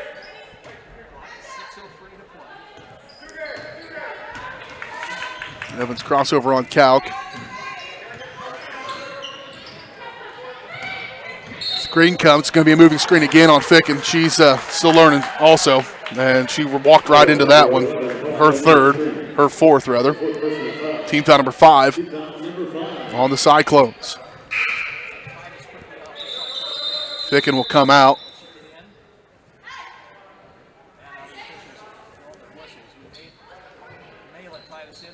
And will replace by Titus.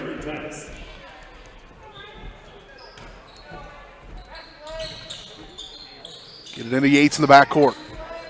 Over to Ediger. Kalk. One more pass. There we go. And another. What happened?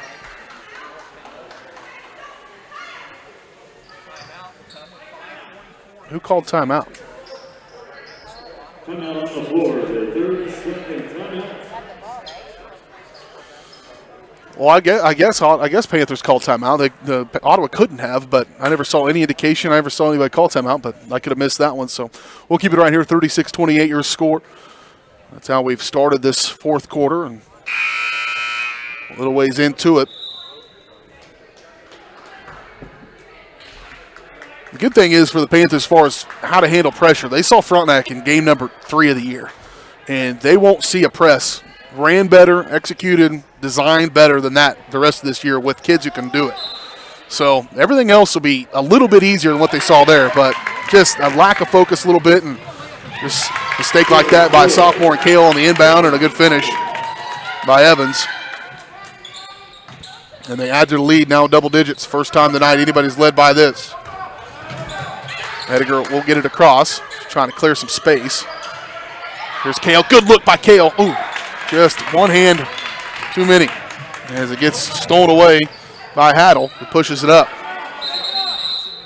And somebody's hurt. I think it's Spiegel. She might have got somebody at some point took an elbow to the noggin. Spiegel's, yeah, it's a nose deal. I think. I can't tell if she was limping or not. I get hit in the nose, I'm probably going to limp.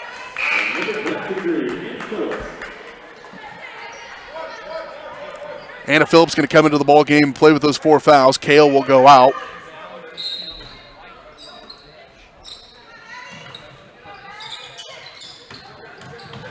And Kate Ediger just picked up her 4th foul.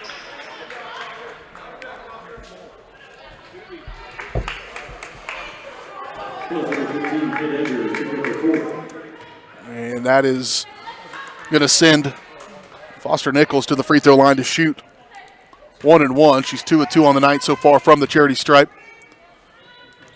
And she'll knock in the first one.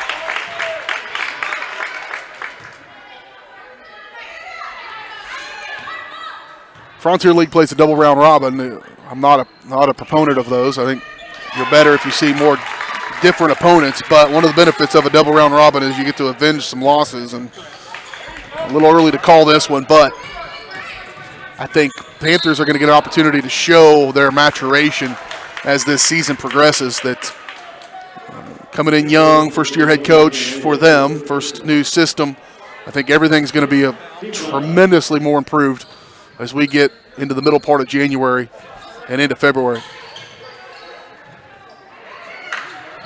Long pass to Ediger. Clark, there's a foul. Morgan, if that wasn't going to be a foul, Morgan was going to have words. She turned around with that look on her face. What in the world? That's going to be the 7th, so that will send her to the free throw line to shoot 1-1. Clark hasn't been terribly efficient, but hadn't had a ton of opportunities either from the free throw line. The last couple ball games, she hasn't shot one. This one off the back iron, no good.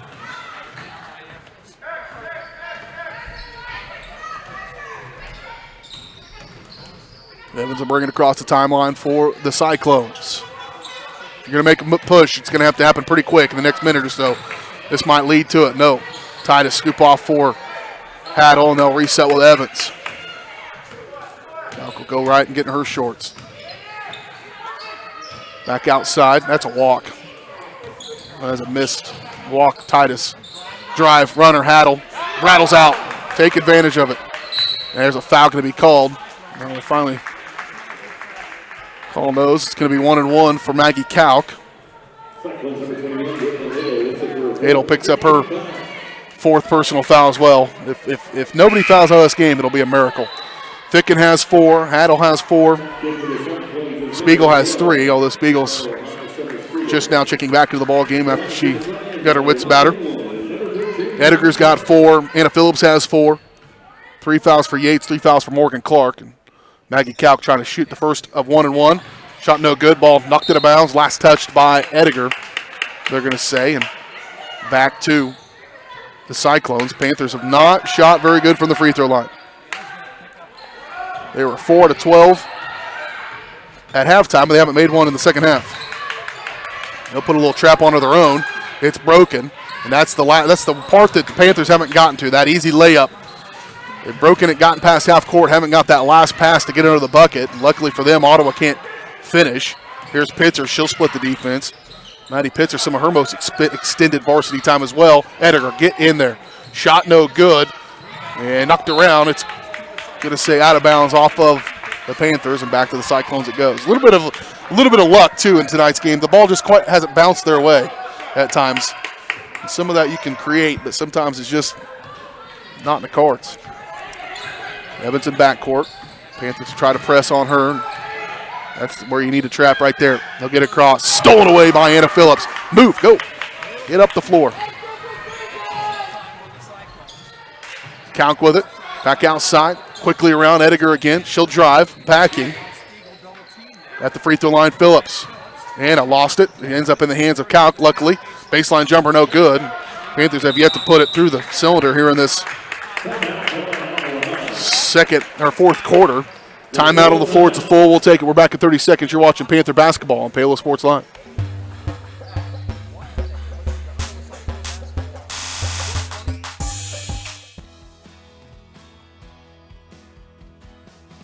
I used to drive an ambulance as an EMT, and I've always tried to be a safe driver.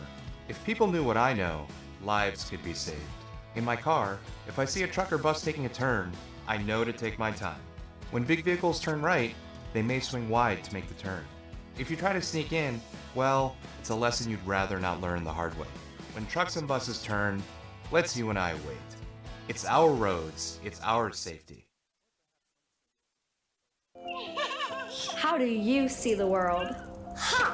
At Shriners Hospitals for Children, we know that changing how you see things can turn them into everyday miracles. Like riding my bike. breaking boards, hugging my mom. Every day for over 90 years, Shriners Hospitals for Children has been sending love to the rescue, regardless of a family's ability to pay. If you know a child we can help, call or go online now.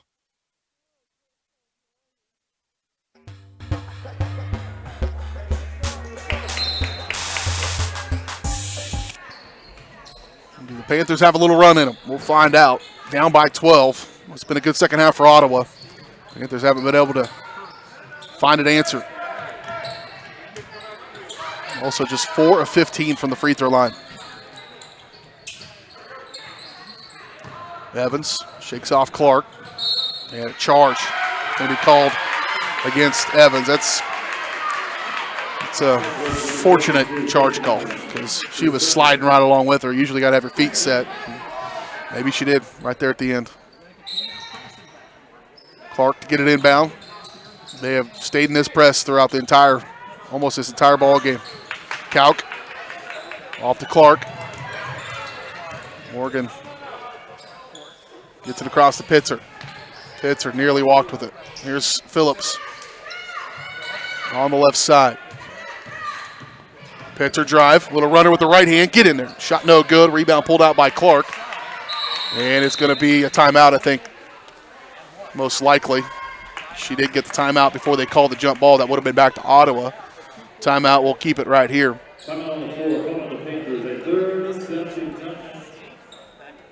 Mrs. Harris had an astute comment just on the offensive boards.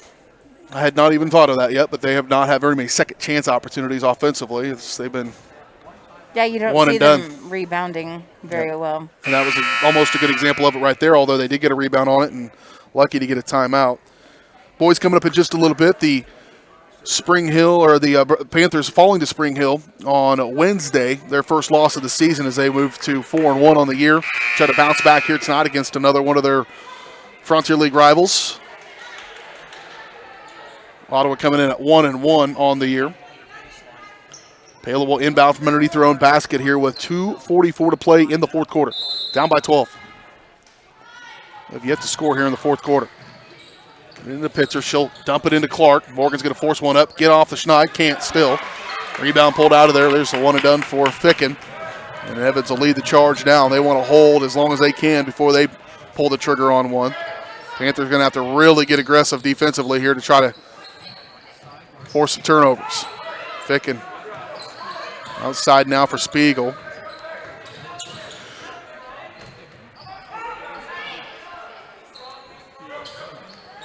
And they're just going to be patient.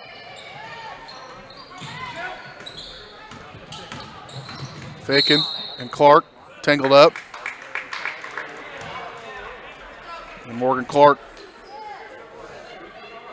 she can't figure out what she did to commit the foul, but I'm not sure if I know either. Whether it may be moving through the screen, but Kale will come in. Out goes Phillips.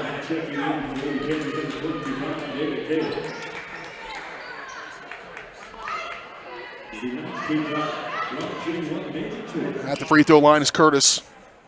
She is 1 out of 4 on the night, now 1 out of 5.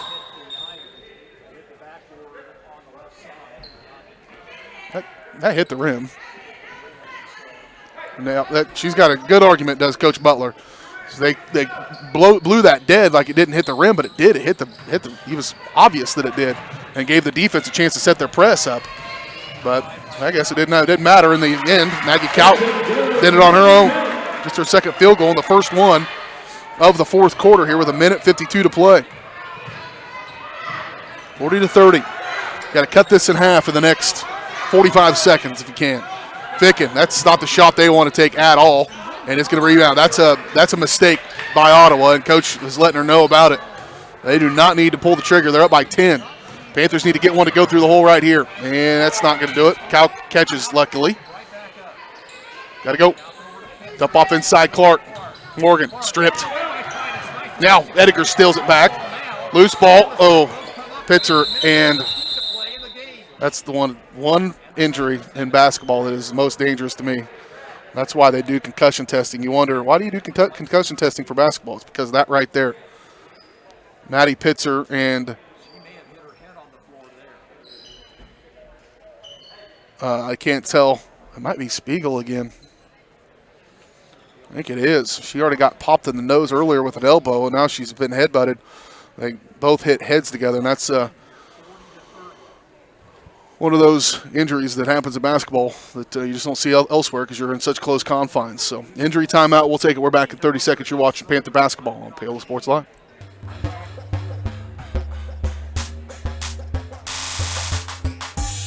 Are you ready for a new kind of internet? Then it's time for Go Brawley. It just works. Go Brawley is changing what is possible. Reliable and fast, priced right, with plans starting at $34.95. No throttling, no tricks, more upload speed, and the best service. Just ask our customers. Experience a new kind of internet. For more information, call 913-837-4678 or visit GoBrawley.com. Go Brawley. It just works.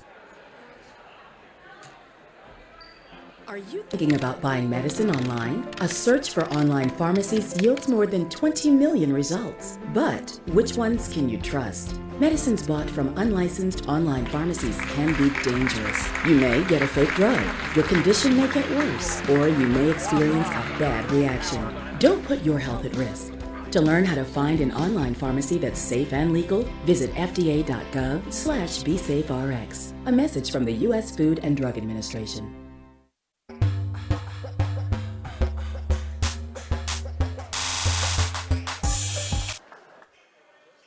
40-30, it'll be Panther basketball coming out of the injury timeout. And just kind of a head-to-head collision between Maddie Pitzer and Spiegel, and Spiegel's got to be thinking, what the heck? She got popped in the nose earlier with an elbow, and then she gets ran into there. And they'll work on her. She did walk off. Seems to be okay, but yeah, she'll probably be in concussion protocol for a little bit. Hopefully everything's okay. Inbound. I thought it was going to be Panther basketball. Instead, Phillips just picked up her fifth.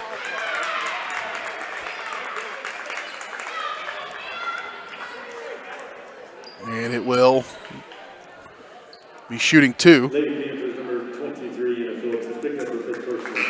An intentional foul. Called an intentional foul on that one. That was not an intentional foul. That's a questionable call to say the least, to be an intentional, because now they're going to get the ball after the free throws as well. As Ficken will go to the free throw line for her first opportunities here tonight from the stripe. She's only got 2 points. She's playing with 4 fouls. I don't see how that was ever intentional, but I don't know. Helps your knees, I guess. They got all kinds of cool stuff these days for these kids. Missed the first one, made the second one. Back to an 11-point contest, 41-30 with a minute 14 to play. Clark nearly with a steal, gathered up by Evans, though. Panthers going to have to foul, and they will, as Maggie Kalk's got fouls to give. She's one of the few people on the floor right now that does. And so back to the free throw line goes Evans. Evans 1 out of 2 on the night from the stripe.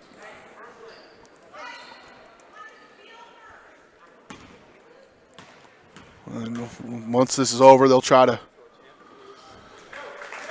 If Ottawa makes their free throws here in the second half, they probably put this one away. It's almost away anyways. An 11-point game with a minute 9, that'd be tough. I've seen it done, but pretty rare. She missed the first, makes the second one. Back to 12. Ediger threw it away. And a layup up and good by Evans.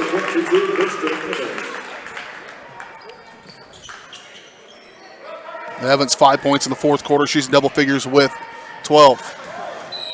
And a foul going to be called against Fick, and she's going to foul out. No, that's Curtis, rather.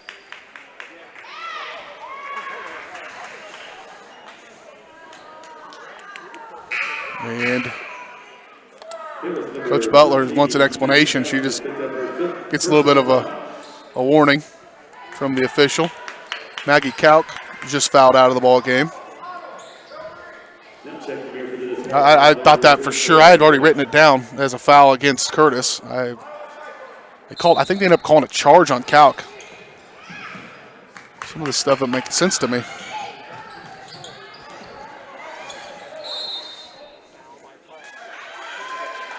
And a foul called on Paola.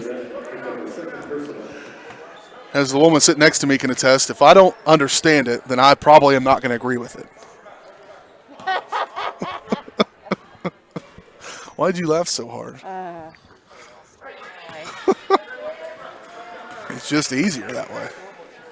That's America right now. If we don't agree with it, if we don't understand it, we're just not going to agree with it. It makes it easier. It's a scary way to live. Evans made a bowl. She stepped up big here in the last few minutes of this one. She made one, missed one, I guess, 45-30. It's going to be a 15-point game or more on the scoreboard. I don't think it's that big of a difference. I know I said that the other night in what was a much more lopsided game between Spring Hill and Paola, but likewise, I just don't see this Ottawa team as a 15 points better than this Panther team. They might be today, but on a regular basis, these two teams play 10 times. I think it probably 5-5. Sticking way out high.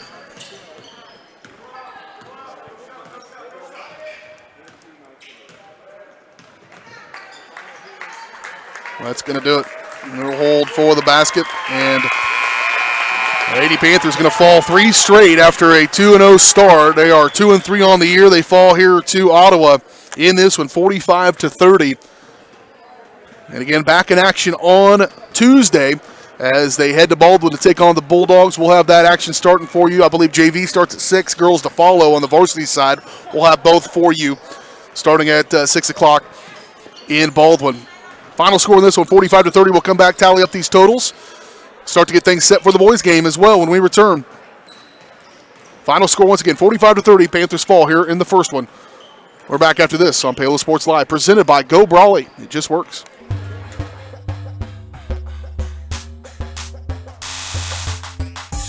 What would happen if I had to pick up the phone, call 911 for one of my family members or one of my neighbors? What would I do if no one was on the other end to respond? What if there was no 911? So you can be a part of the solution. Anybody can be a firefighter. Male, female, younger, older. We have school teachers.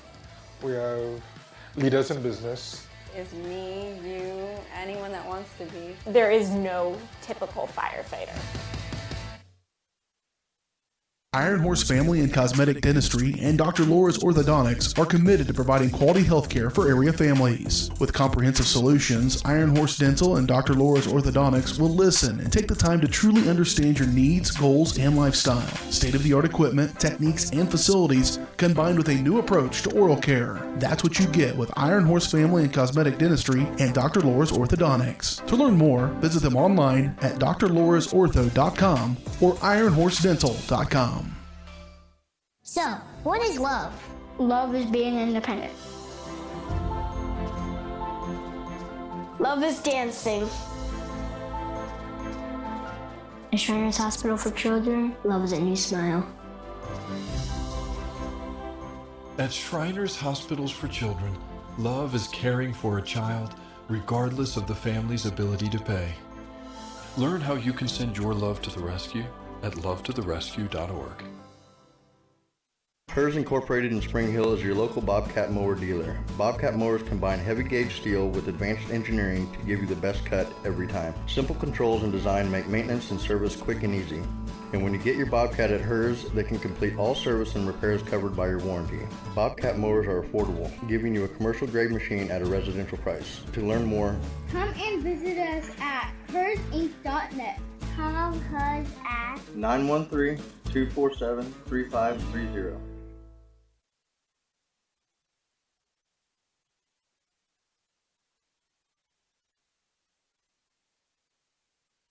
Hey, I'm Mike Bro, here today to encourage you to connect with 811 before you dig. And I'm Micro, and I'm here because I love to dig in the dirt. It's true. He's also here because he's very small and not that bright. Here, for instance, we can see Micro doing what he loves to do.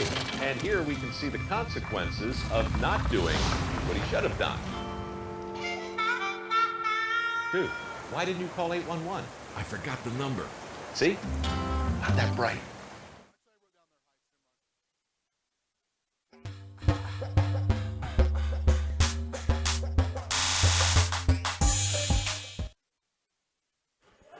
Back at our Paola High School, BJ Harris along with Leslie Harris as we are in between ball games as the Lady Panthers fall here in a tough one, 45-30. Here's how we got to where we did on the girls' action. Lady Panthers fall to 2-3 on the year. Paola would have the lead to begin things, 2-0. It would go back and forth a couple of times in the first quarter. Ottawa would lead by 1, 7-6 after 1. Into the second quarter, Panthers grabbed the lead right back 8-7. They would build their lead up to as much as 6, 14-8. That would be their largest lead of the ball game. Ottawa would chip away at that lead, get it tied at 14, and then would kind of be close down the stretch, and then into halftime, 20-19. Paola holding on to a small lead. Come into the third quarter, Panthers lead by as many as 3 in the third a couple of times, but Ottawa grabs the lead 27-26 with 5:30 to play in the third, and they never look back. They built the lead to 8 by the end of the third quarter, and they grew their lead to as much as it stands right now at 15. And the difference is pretty even, or pretty obvious when you look at the numbers. And the main one, I wouldn't have to look at anything else. I wouldn't need to know the total. I wouldn't need to know rebounds. I wouldn't need to know anybody else's totals points. If you tell me one team in Ottawa was 20 of 30 from the free throw line and the other team in Paola was 4 of 15 from the free throw line, I would tell you every time who won that game. And that's exactly what it was. A 16-point differential there, 15-point game. There you go. In fact, I could probably even narrow it down even more. If you would have just told me Kate Ediger went 1 of 4 from the stripe, then I would have told you that Paola probably lost. So that's how things worked out here this evening. Final score again, 45-30. Some totals for you. 2 girls in double figures for the Cyclones, 13 apiece from Summer Spiegel.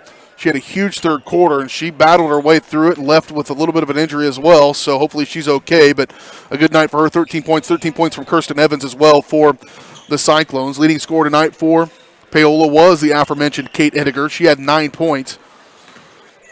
Nobody in double figures. 5 points from Ava Kale. 4 points from Morgan Clark. 4 from Maggie Kalk. 4 from Takaya Yates. 2 from Emerson Smith. 2 from Maddie Pitzer. And again, 4 of 15 from the free throw line. See if the boys can avenge them in the nightcap as they get ready to take on the 1-1 Ottawa Cyclones. The Panthers with, 5 games. Ottawa with only 2. So 3-game advantage there. Perhaps that plays a factor. We will find out. We'll come back. We'll talk about the boys a little bit. Start to get you set up for the final game for them of 2020 when we return. Ladies do fall tonight, 45-30. Turn our attention to the boys when we return here on Paola Sports Live.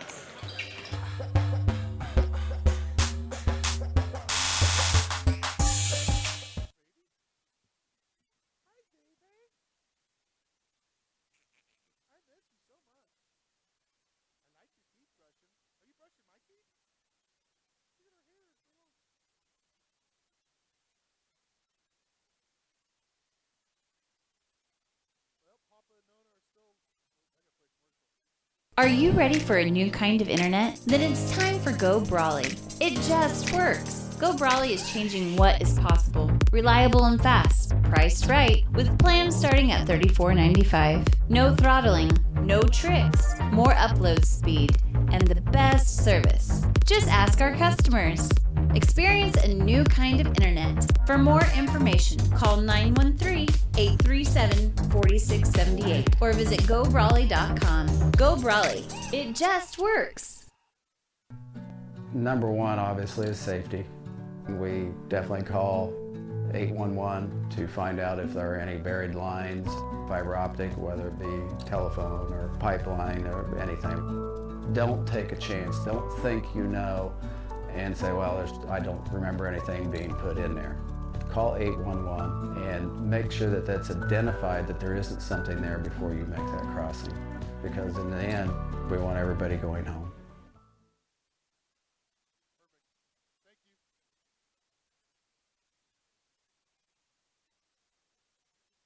What would happen if I had to pick up the phone, call 911 for one of my family members or one of my neighbors? What would I do if no one was on the other end to respond? What if there was no 911? So you can be a part of the solution. Anybody can be a firefighter. Male, female, younger, older. We have school teachers. We have leaders in business. is me, you, anyone that wants to be. There is no typical firefighter.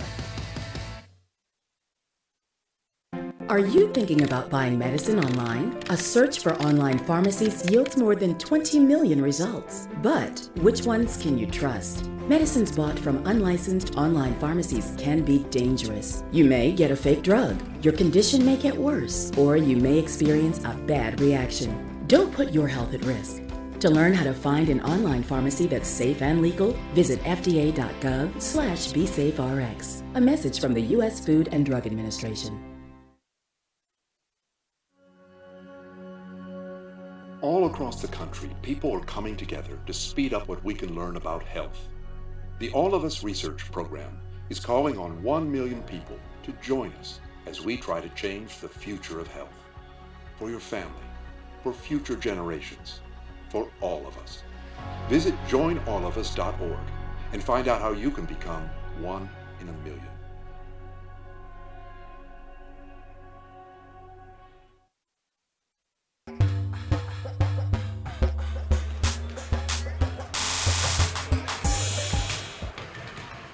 Welcome back out here, Paola High School. BJ Harris along with you, getting set for the backside of this high school basketball doubleheader tonight. The Paola Panthers getting ready to take on the Ottawa Cyclones. Panthers coming in, as I mentioned, 4-1 on the season, coming off their first loss of the season, a 51-50 close one there against Spring Hill on the road on Wednesday.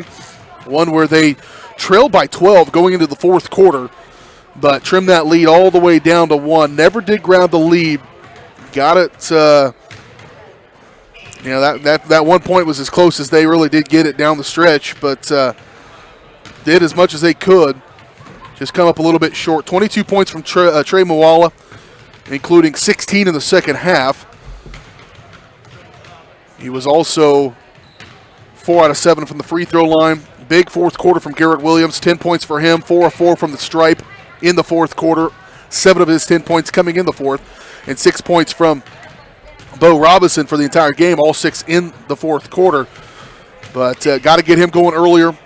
I think there was a concerted effort to try to keep him quiet in that ball game, and it worked and ended up being the difference, I think, in the contest. But Trey tried to put him on his back above his average. He's averaging 18 points a game. He is a phenomenal player, and they're going to need all of it from him tonight as the Ottawa Cyclones come in at 1-1 on the year. They are led by Noah McCullough, 6'1 junior, as he led them in points on Tuesday as they knock off Atchison 54-42 in that win. 19 points from him. Ottawa has a long tradition of basketball in that school, and I'm sure there's a little bit of pressure from them to perform in that one. The head coach is Clifton McCullough. Again, I'll hit it a few more times, I'm sure, but back in action on Tuesday with the girls only as they travel to Baldwin. I think our pregame coverage will start around 5:45. JV tip-off at 6 o'clock with the varsity to follow. And then we are off until the new year. First time these teams can play again will be on January the 8th. And we will kick off the new year here at home on January the 8th as we host the Bonner Springs Braves. And then the Piper Pirates come to town as well on that following Friday. So January 8th, then January 15th. A little bit of an extended break. Typically you'll start that first week of January, that Tuesday. But they have pushed it back to give a little bit more time. Hopefully, we'll see. And obviously, there's so many changes happening. We've had already multiple changes here of this schedule, so stay with us. It's part of the reason I haven't put out a winter broadcast schedule. We're going to do as many of the basketball games as we can as long as they're still playing. And we're going to pick up a couple wrestling as well. We will have wrestling against Free State in February, a duel here at Paola. And then Paola will be a part of a few of our other channels as well at some other meets. We'll publish that as well the week that they take place. It's been a lot of fun so far. A very good football season. Came up not quite where we wanted to in that one, but still it was a ton of fun. Really appreciate all the support we've gotten here in this 2020 year. It was a little bit tenuous at times, obviously, and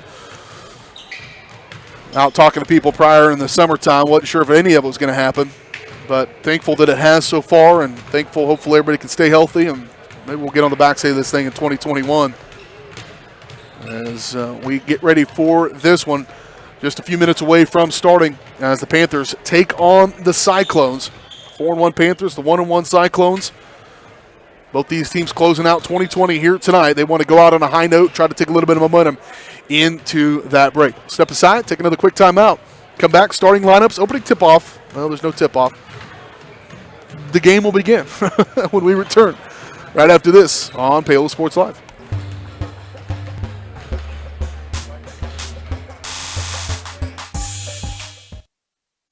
Iron Horse Family and Cosmetic Dentistry and Dr. Laura's Orthodontics are committed to providing quality health care for area families. With comprehensive solutions, Iron Horse Dental and Dr. Laura's Orthodontics will listen and take the time to truly understand your needs, goals, and lifestyle. State-of-the-art equipment, techniques, and facilities combined with a new approach to oral care. That's what you get with Iron Horse Family and Cosmetic Dentistry and Dr. Laura's Orthodontics. To learn more, visit them online at drlaurasortho.com or ironhorsedental.com.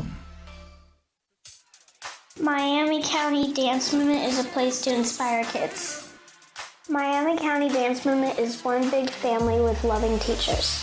Miami County Dance Movement is where I'm learning to be flexible in dance and my life. Miami County Dance Movement is so amazing because everybody is so loving and kind. Miami County Dance Movement is like a second family to me.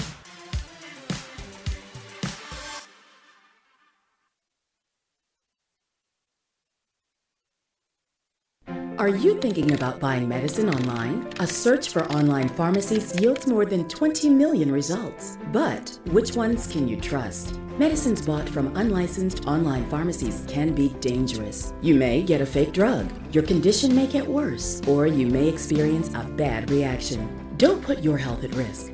To learn how to find an online pharmacy that's safe and legal, visit fda.gov/BeSafeRx. A message from the U.S. Food and Drug Administration. All across the country, people are coming together to speed up what we can learn about health. The All of Us Research Program is calling on 1 million people to join us as we try to change the future of health. For your family, for future generations, for all of us. Visit joinallofus.org and find out how you can become one in a million.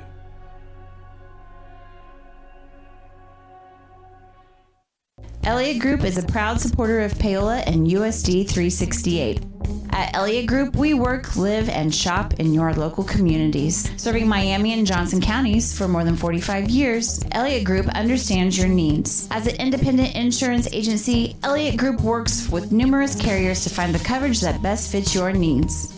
In Paola, call 913-294-2110 or visit elliottInsuranceGroup.com.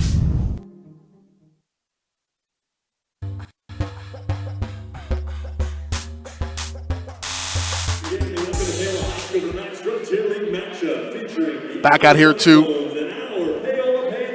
They'll do them first. If you want to be over there. Ottawa Cyclones, time for our starting lineups. Ottawa Cyclones come to town against the Paola Panthers. Starting lineups brought to you by Hers Incorporated in Spring Hill, your area Bobcat mower dealer. Start next year's mowing season with a great Bobcat mower or take your mower in for a full tune-up. They work on all types of small engines. Those guys know what they're doing in there for sure. Hers also has you covered when it comes to hydraulic hoses and cylinder repair.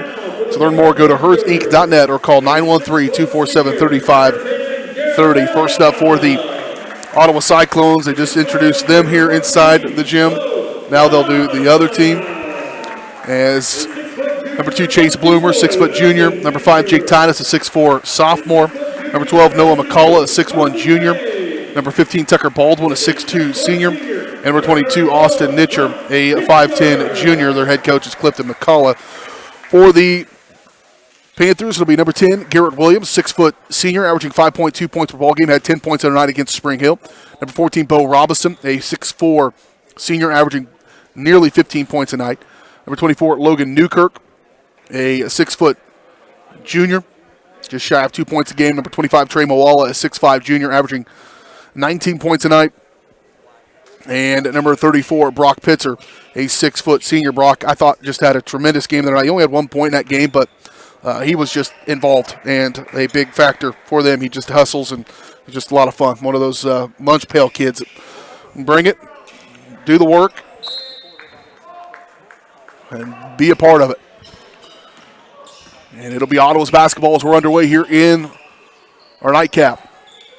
Long skip pass over for Bloomer. Back around they go for McCullough. Now Nitcher. Guarded by Newkirk to the corner. Lost it. That's pressure defense there causing that. Jake Titus can't handle, and Panthers will get a turnover on their first possession of the ball game. Or force one on Ottawa's first possession. Newkirk going to run point here for Paola. Pitzer in the corner. Quickly around the horn they go. Back outside Williams. Here's Bame. Bame getting the start tonight in lieu of Moala. Drive kick. Here's Newkirk for three. On the way. No good. Bame. And an open frame on the first possession for both teams. Drive McCullough. Kick on the left wing. Baldwin. Stolen away Pitzer. Newkirk's going to have to try to get it now. That's a walk. And Coach wanted to walk, and Coach Cash was on it faster than the official. Official was slower than Coach wanted, and Coach wanted to help him out a little bit. He turned to him and said, I got it. Calm down, Coach. Dave's been at it 25 years. He knows a walk when he sees one, and he just wanted to inform the young official. Off the left side for Robinson. He'll drive, kick, outside, move it around. Newkirk in the corner. Make sure you get there. On the right side. Back over to Pitzer. Perfect. Baseline. Working Pitzer. Good dish last second. Good defense on the post. And gathered up by Bloomer.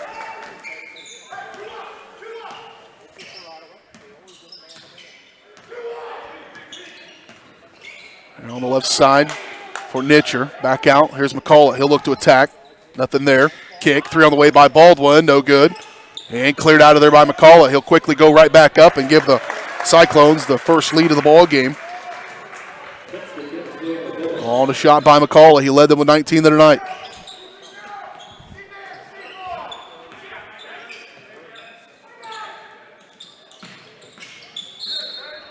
And a foul going to be called against Ottawa.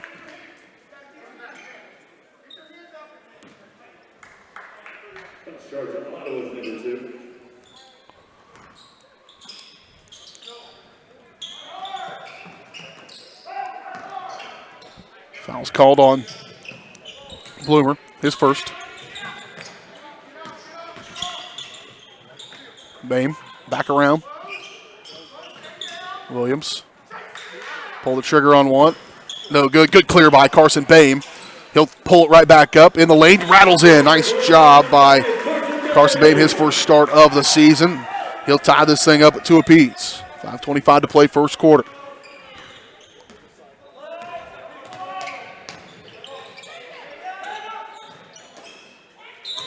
Oh. I'm not sure about that one. Let him play. It's going to be a foul against Garrett Williams. It's pretty ticky-tack. Caden Ramey going to be first guy off the bench. He'll come in and replace Carson Bame. Quick inbound. It's a good inbound play and a good finish at the rim for Tucker Baldwin. And a turnover by the Panthers, forced by Ottawa. It'll go back to the Cyclones here with 5:06 to go in the first quarter.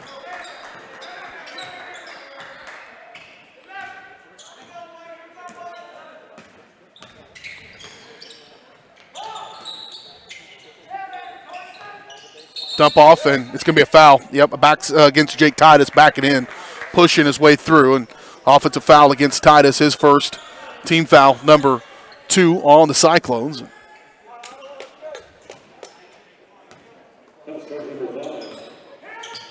First, team foul number 2.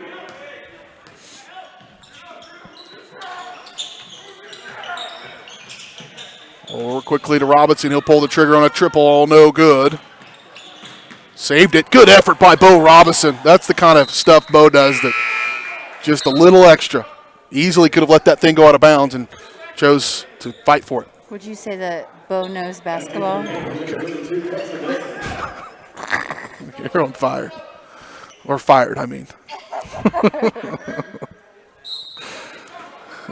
When that came out, these kids' parents were in high school. Over the left side. Look at a drive, maybe. Here's Bame. Ramey for three. Get in there, big fella. Shot no good. And here come the Cyclones.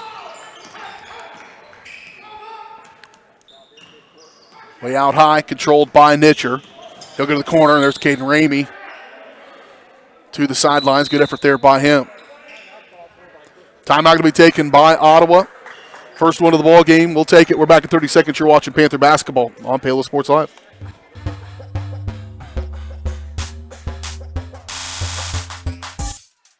Miami County Dance Movement is a place to inspire kids. Miami County Dance Movement is one big family with loving teachers. Miami County Dance Movement is where I'm learning to be flexible in dance and my life. Miami County Dance Movement is so amazing because everybody is so loving and kind. Miami County Dance Movement is like a second family to me.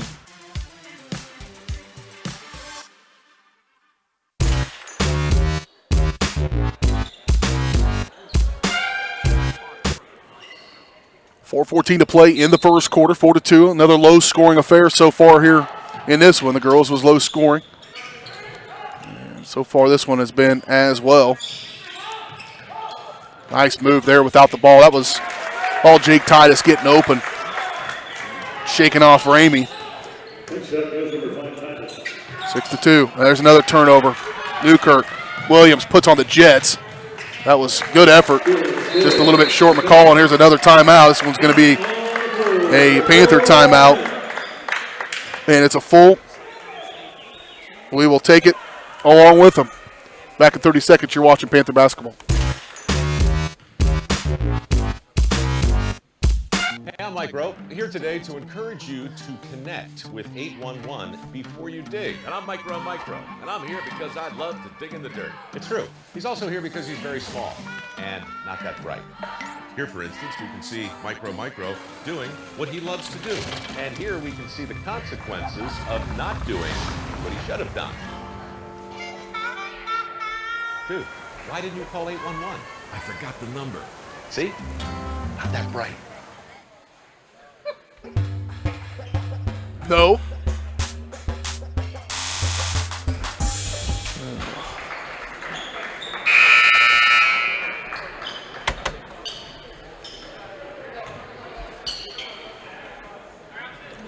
Remind me to buy a new mouse. Struggling. 8-2. The Panthers are struggling just a little bit as well in early moments of this one. Cannot afford to dig yourself in a hole. That's what happened the other night against Spring Hill as a kickball. By McCullough. It'll stay with the Panthers. They kind of got in a little bit of a hole and just, I don't know what that is. It's a little bit of a mental thing that once you find yourself in a deficit, you're always in that deficit, and it takes you a little bit out of your game. Whether I think Coach sticks in his game plan, but the kids sometimes have a hard time executing the game plan because of that. It's a trip. He was tripped by an Ottawa player, and just tough break there for Carson Bame. Coach says go to the rack.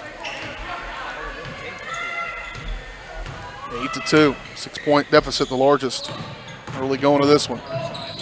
More the midway point of this first quarter. Good defense there by the Panthers. Call it face off against her. Williams, he'll give it up and get it right back. And a charge, another moving screen. That's Titus again, I think. Both his fouls coming on the offensive end for Jake Titus, the sophomore.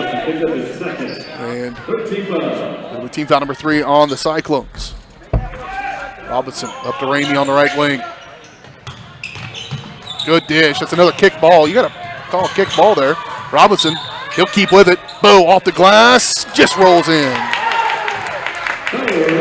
Robinson's going to have to be the catalyst offensively for them, I think, in this one. Paola apparently a little shaken up at Spring Hill, and thought he was going to be ready to go tonight and just didn't feel quite right in warm-ups, so they're holding him out. And so it may not be with Paola here this evening. And a good take by McCullough. He's got 6 first-quarter points.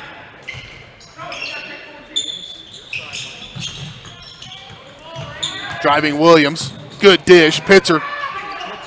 Well, I'm not sure what you can do about that. McCullough going the other way. Bame. That's a charge for sure. Yeah. Good job, Carson Bame, hustling down there to set up. I mean, it was textbook. And McCullough's going to pick up his first personal foul. It'll be team foul number 4 on Ottawa. Logan Newkirk going to come into the ball game. And out goes Garrett Williams.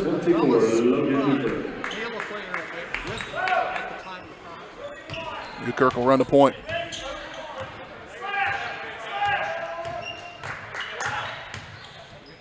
Pretty short bench here for Paola as well tonight. Playing a little short-handed. Newkirk over to Bame on the left wing. Now left corner for Robinson. There's Ramey. Move it through to Pitzer. Using that screen. Get right back to Brock. He'll give it up for Carson Bame. Bame. Robinson baseline. He gets a go call. Kicked out of bounds off of Ottawa. It'll stay with the Panthers. Minute 38 to play. I could hear Coach in the background when Bo caught that one on the near side baseline. Just said go. All he needs a little bit of a sliver to get that, and he can take it all the way in. Newkirk.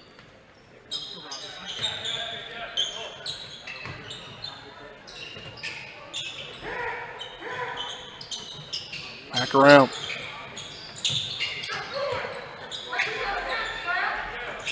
There's Bame. Now Pitzer. Good ball movement. Newkirk. Point blank range. Shot no good. And a foul going to be called, I think, on either Ramey or Robinson. Get it on Ramey.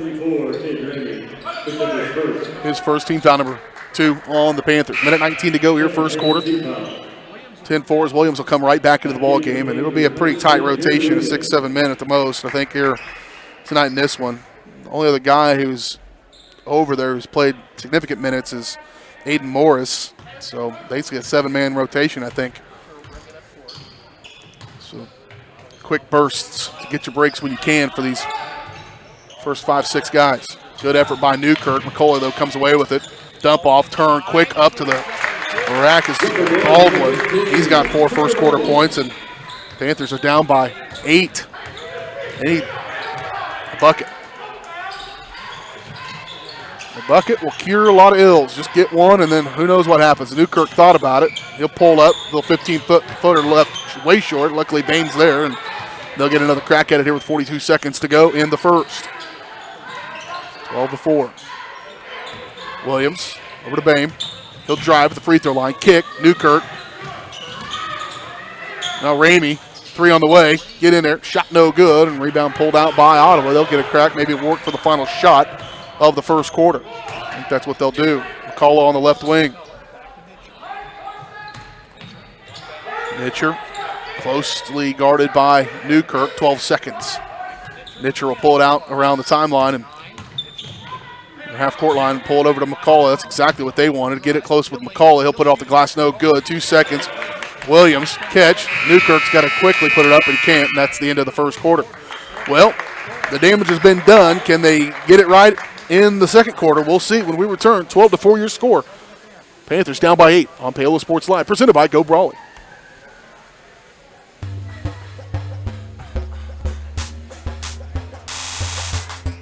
Are you ready for a new kind of internet? Then it's time for Go Brawley. It just works. Go Brawley is changing what is possible. Reliable and fast. Affordable with plans starting at just $34.95. No throttling, no tricks.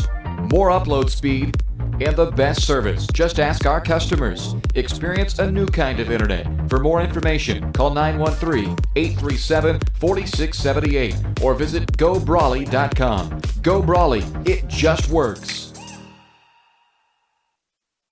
What would happen if I had to pick up the phone, call 911 for one of my family members or one of my neighbors? What would I do if no one was on the other end to respond? What if there was no 911? So you can be a part of the solution. Anybody can be a firefighter. Male, female, younger, older. We have school teachers. We have leaders in business. Is me, you, anyone that wants to be. There is no typical firefighter.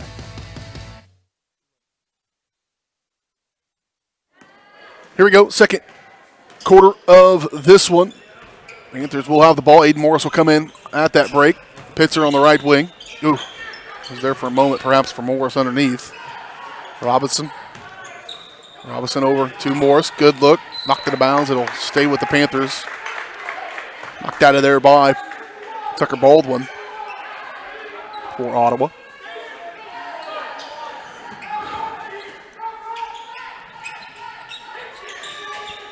Getting into Newkirk, catch and fire three. Ooh. Rebound pulled out of there, punched out by Newkirk. Good effort by Logan. Jake Titus was out ahead, and he was probably going to finish with that one if Newkirk can't get there.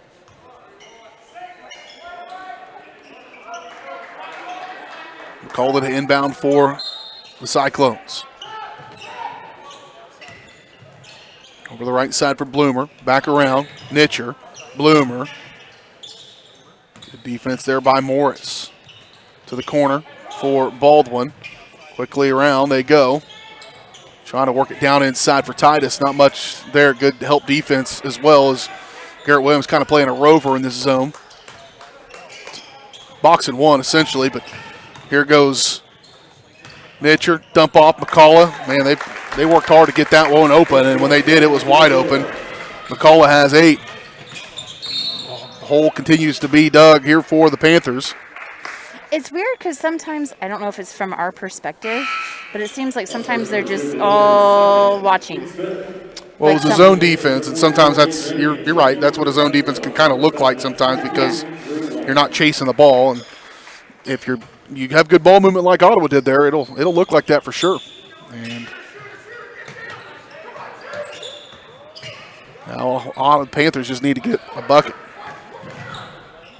There's an opportunity. Bo Robinson off the glass and good. He's got 4. That stops a long run, 6-0 run.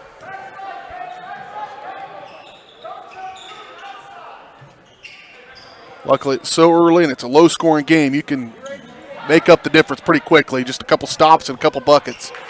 You'll be right back into this one. 6:28 to go here in the first half.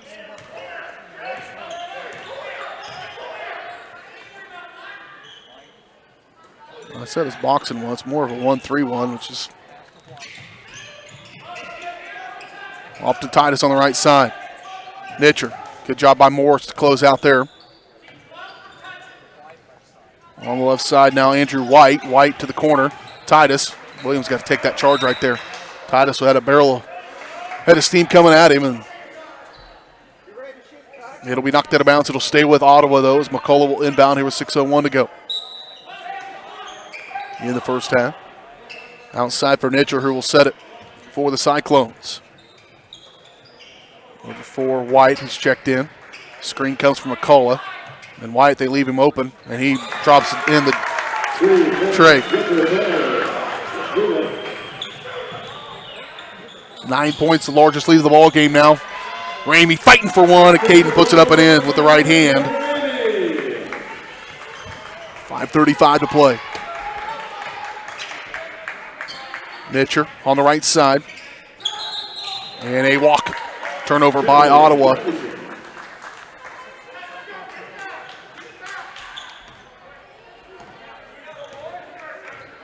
You get a stop, you got to make it count if you're trying to get out of a little bit of a hole. So every possession matters. Coach Kent says, go ahead, Aiden, bring it across half court. Here's Ramey, the biggest guard in the game right now. He'll go back down to the post spot. Off left side. One spot in that zone is so much pressure on him. Look, watch Aiden Moore's got to cover so much ground. Screen comes from him. It's going to be a moving screen, though. Andrew White trying to shake off Aiden Morris, who was doing a nice job up there. That's the 6th. They switch up the offense a little bit. In there, Williams, outside Robinson. Try to get this one to go. Can't. Tracks down the rebound, though. Bo over to Pitzer. Over to Williams. Right back down to him, and it's going to be Aiden Morris is struggling with injury, and he's trying to walk it off. Tough kid. But he will have to come out of the ball game, and what was a short bench just got shorter.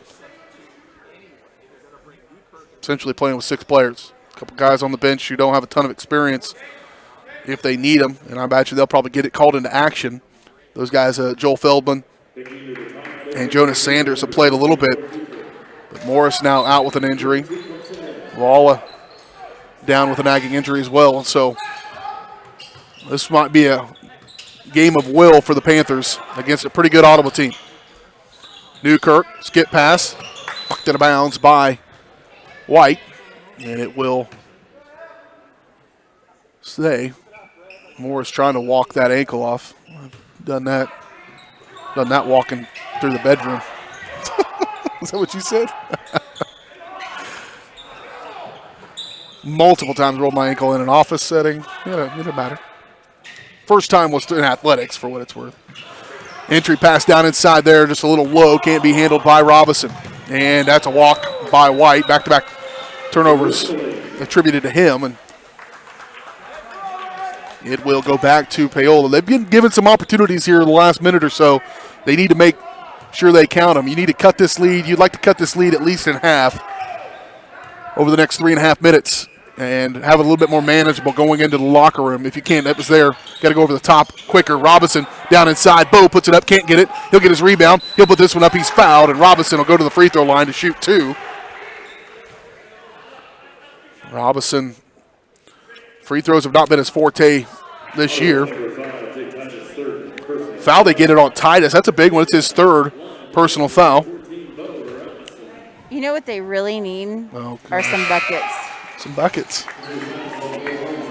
That's right.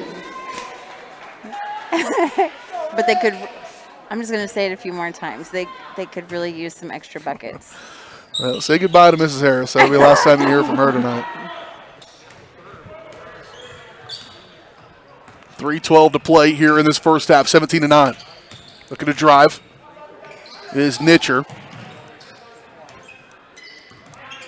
Give it away to White.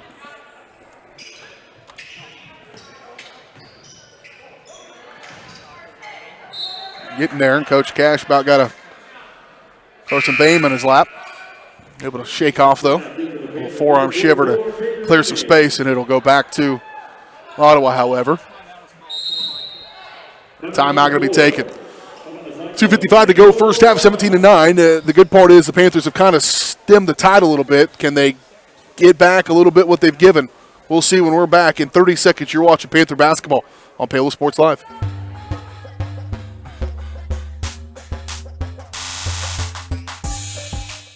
Hers Incorporated in Spring Hill is the area's premier small engine repair shop. Before you place that faulty trimmer or mower, bring it to Hers and let their experts get you back to work. Hers also takes care of hydraulic hoses, cylinder reseal, and mechanical control cables, such as push-pull, brake, throttle, and more. Plus, they carry quality equipment like Bobcat mowers, Steiner tractors, grass trimmers, and more. Hers is even a UPS drop-off station. To learn more, Come and visit us at hersinc.net.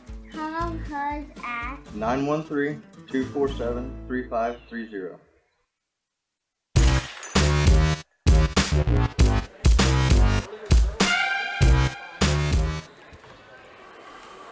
(17-9) your score. Panthers down here against Ottawa. Lady Panthers fell earlier tonight in a tough one for them. Fell by 15. It was a little bit closer than that, 45-30, but down the stretch just kind of got away from them. They trailed by 8 going into the fourth quarter and just couldn't quite get it squared away. Some foul trouble at times, and that affected how they wanted to play, and the pressure of Ottawa just got to them. They'll get that worked out. It's already better than it was a week ago at this time when they played Frontenac. So I think just a few more practices and try to work on that press break. They'll have that squared away after break. McCullough on the right wing. Nitcher. Long skip pass over the left side for Baldwin, and Baldwin will put it down. He's got 6 first half points.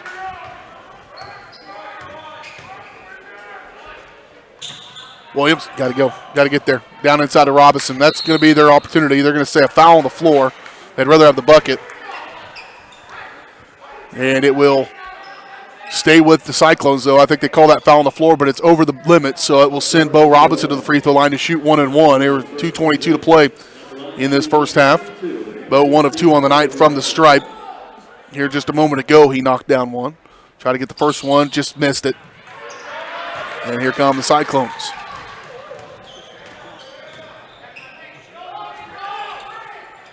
Long pass over to Nitcher. Well, he sized up a three, didn't take it though. Now wide, he'll look to elevate. Good defense there, help from Robinson. Nitcher, he thought about it earlier, he'll go ahead and take it. Rebound though, a long one pulled out of there by White. They'll reset. Under 2 to play, first half. Left side, long two, no good. Panthers need to get some rebounds. That ended up in the hands of Baldwin, and he's got 8 first half points. And the largest lead now is 12. 21-9. Carson Bain with it on the right side.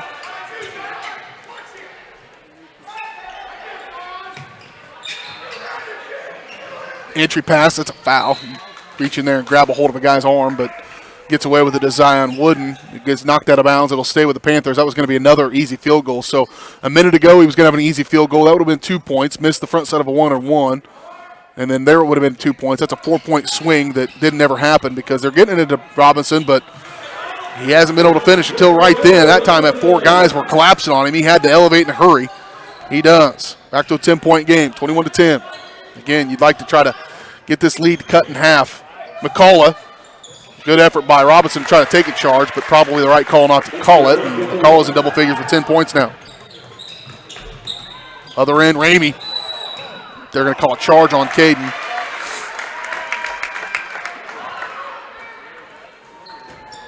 And Ramey's second personal foul. It'll be team foul number 3 on the Panthers. And 1 minute to go now here in this first half.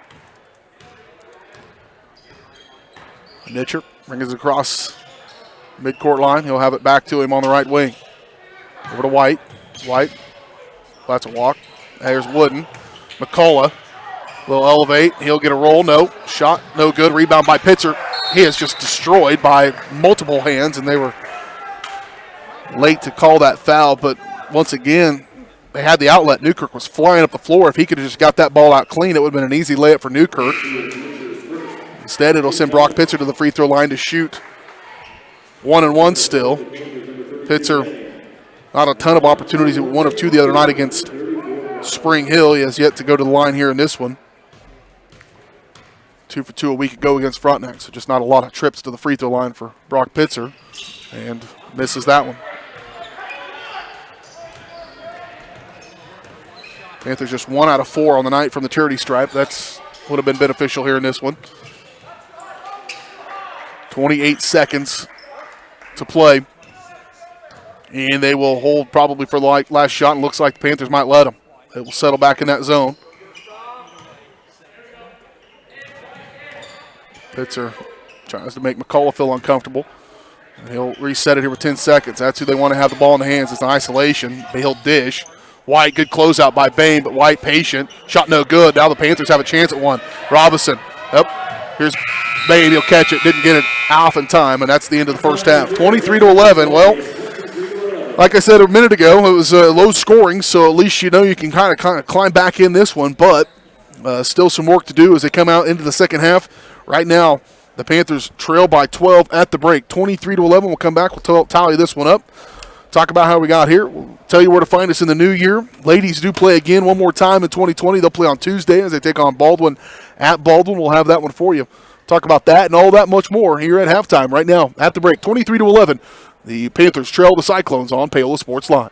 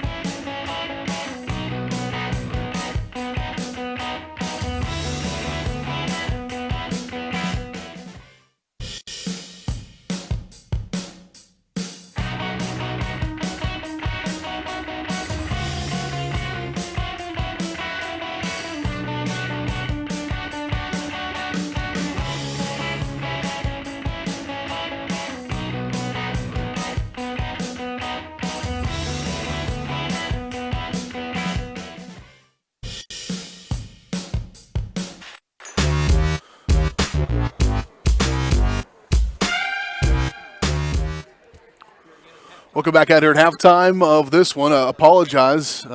Did not even have a clue that we weren't streaming there for the last few minutes of that first half, or last couple minutes of that first half, and could not begin to tell you exactly what happened, and not entirely sure how I fixed it. But I do apologize for that. I hate to say it, you didn't miss a whole lot. Just the Panthers trying to climb back into this one, but coming up just a little bit short here at halftime. Right now they trail 23-11. Hopefully we're all set to go. Sometimes, the internet just plays tricks on stuff. But here at the break, hopefully we'll get it squared away, and so will the Panthers as we come out at halftime. Right now they do trail by that total of 12 points. That's the largest deficit of the ball game. We started out, Ottawa's led from the duration. It was tied 2-2. And then since that point, they grew a lead to 6. They led by 8 after one quarter of play. And then they grew that lead into the second quarter up to 12 is where it sits right now, 23-11. First half scoring, 10 points for Noah McCullough, the only guy in double figures in this one for Ottawa. 8 points from Tucker Baldwin, 3 from Andrew White, and 2 from Jake Titus. They did not shoot a free throw in that first half. For not a lot shot anyway. But for the Panthers right now, leading them in scoring, Bo Robinson, 7 points, 1 of 3 from the free throw line, 2 points from Carson Bain, and 2 points from Caden Ramey, and that is it. Panthers only 4 free throw attempts in that first half, went 1 of 4 from the stripes, so you like to have those back. There's a few opportunities there in that first half where, man, if things go their way, it's probably a little bit different score here at the break. I do think they've got the ability, but running a little bit of a short bench already. Coming into this ball game, then Aiden Morris goes down with a little bit of ankle, and hopefully he is okay. Perhaps we'll see him return. But essentially the Panthers playing with 6 guys. They've got a couple of reserves in there as well if they need them, but have yet to see them in the first half of this one. Ladies fell earlier tonight. We'll talk about that game and let you know where to find us in the new year, as well as on Tuesday when we return here on Paola Sports Live, presented by Go Brawley.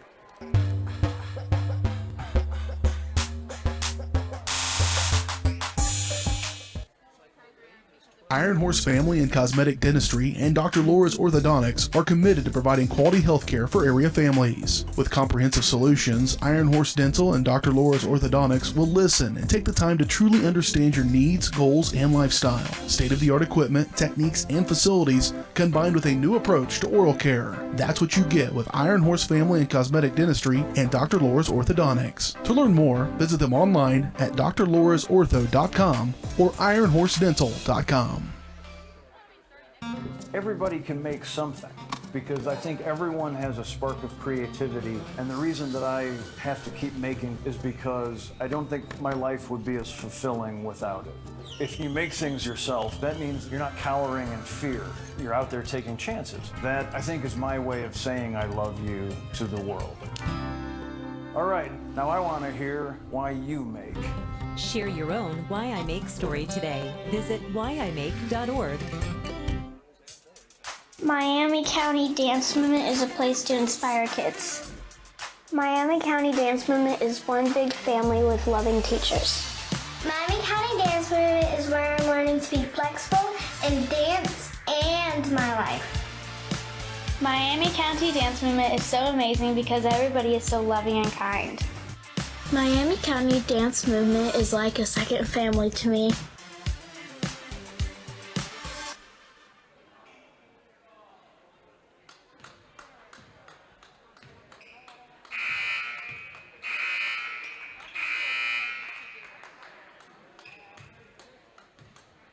Are you thinking about buying medicine online? A search for online pharmacies yields more than 20 million results. But which ones can you trust? Medicines bought from unlicensed online pharmacies can be dangerous. You may get a fake drug, your condition may get worse, or you may experience a bad reaction.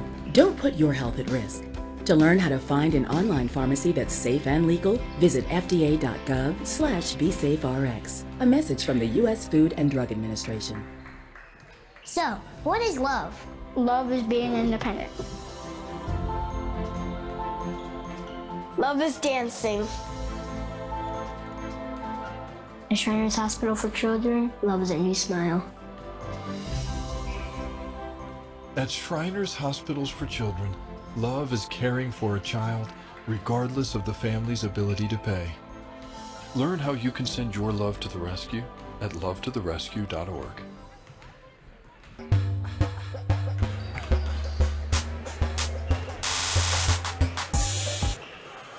Back here at halftime, 23-11. The Panthers trailing the Ottawa Cyclones here in this one.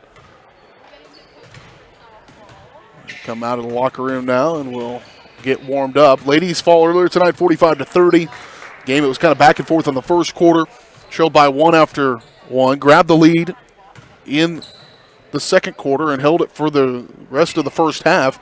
Grew it to as many as 6, but only led by 1 at the end of 2. And then lost that lead with about 5:30 to go in the third quarter and never regained it. It continued to grow. They trailed by 8 going into the fourth quarter, fall by 15, lose 3 straight. Panthers fall to 2-3 on the year. Back at it on Tuesday. Again, I believe JV games will start at 6 o'clock. We'll have coverage starting around then, and then varsity to follow, just a single girls game in that on Tuesday. That will close out 2020 for us and for the Panthers basketball teams. But then we get it cranking back up on January 8th back here at Paola High School.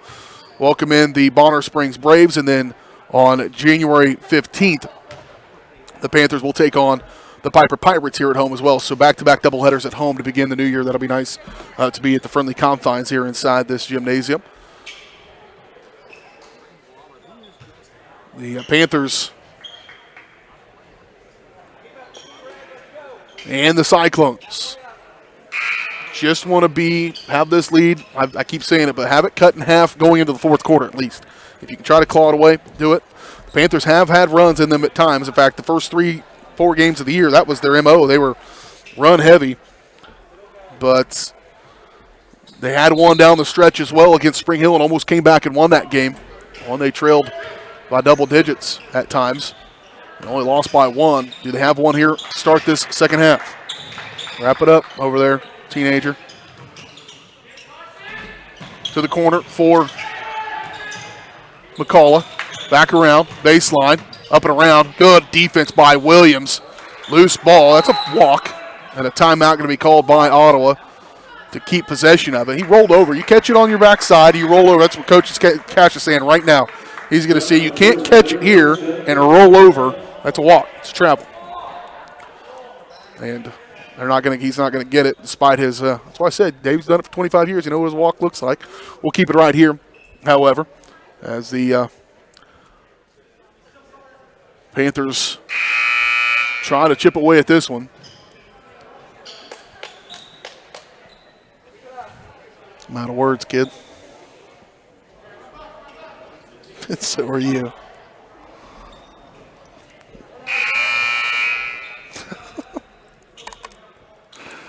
It'll be Ottawa Cyclones basketball. They'll have it underneath their own basket with McCullough, the inbound. Titus playing with 3 fouls. He's got it. Working against Williams. Garrett just jumping, but couldn't jump the last time. Titus patiently waited for his opportunity and took it.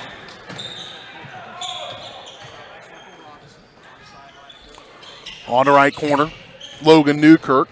Starting 5 back in for the Panthers. Aiden Morris still over there walking. Robinson rises, shot no good. And rebound pulled out of there by Baldwin. On the right wing, Bloomer.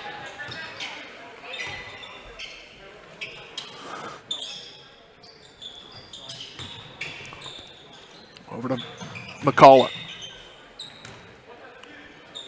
Panthers sticking with this zone, and like with the short bench they've got, the zone's the way it's going to have to go.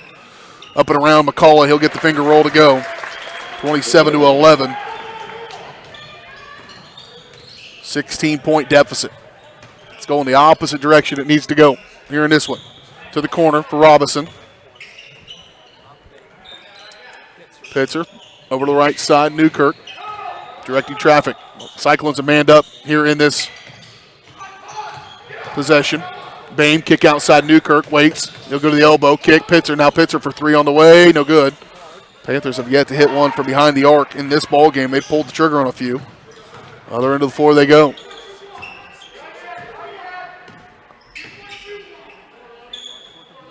Yeah, no. It just feels like Ottawa is a little bit more aggressive taking it to the basket. You know, they drive it up.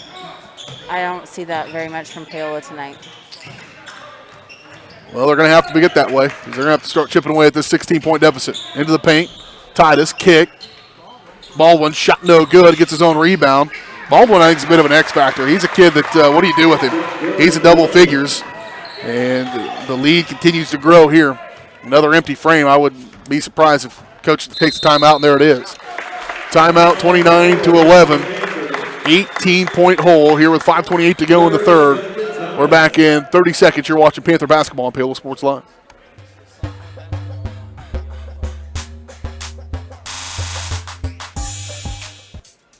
Miami County Dance Movement is a place to inspire kids. Miami County Dance Movement is one big family with loving teachers. Miami County Dance Movement is where I'm learning to be flexible in dance and my life. Miami County Dance Movement is so amazing because everybody is so loving and kind. Miami County Dance Movement is like a second family to me.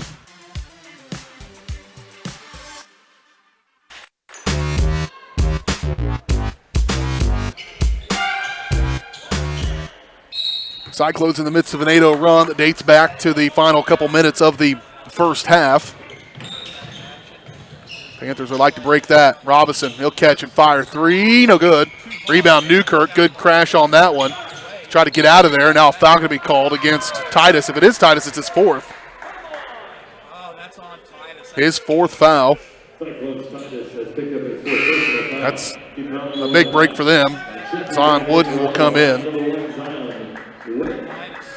This is a young team. Sophomores across the board. Only one senior, two seniors on the roster. Or three. Tucker Baldwin's the only one who has played in this one. Bame on the corner. He walked with it.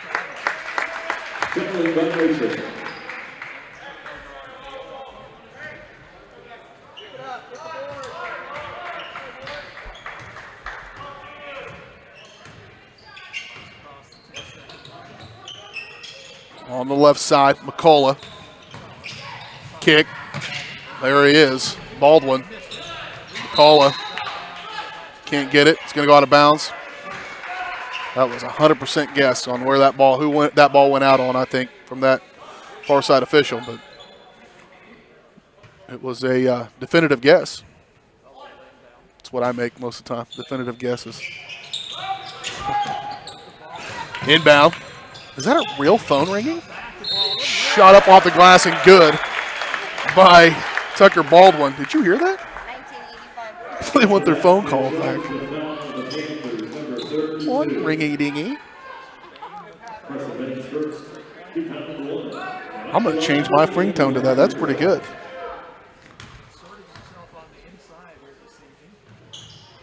And Baldwin continues to affect this one. 32-11.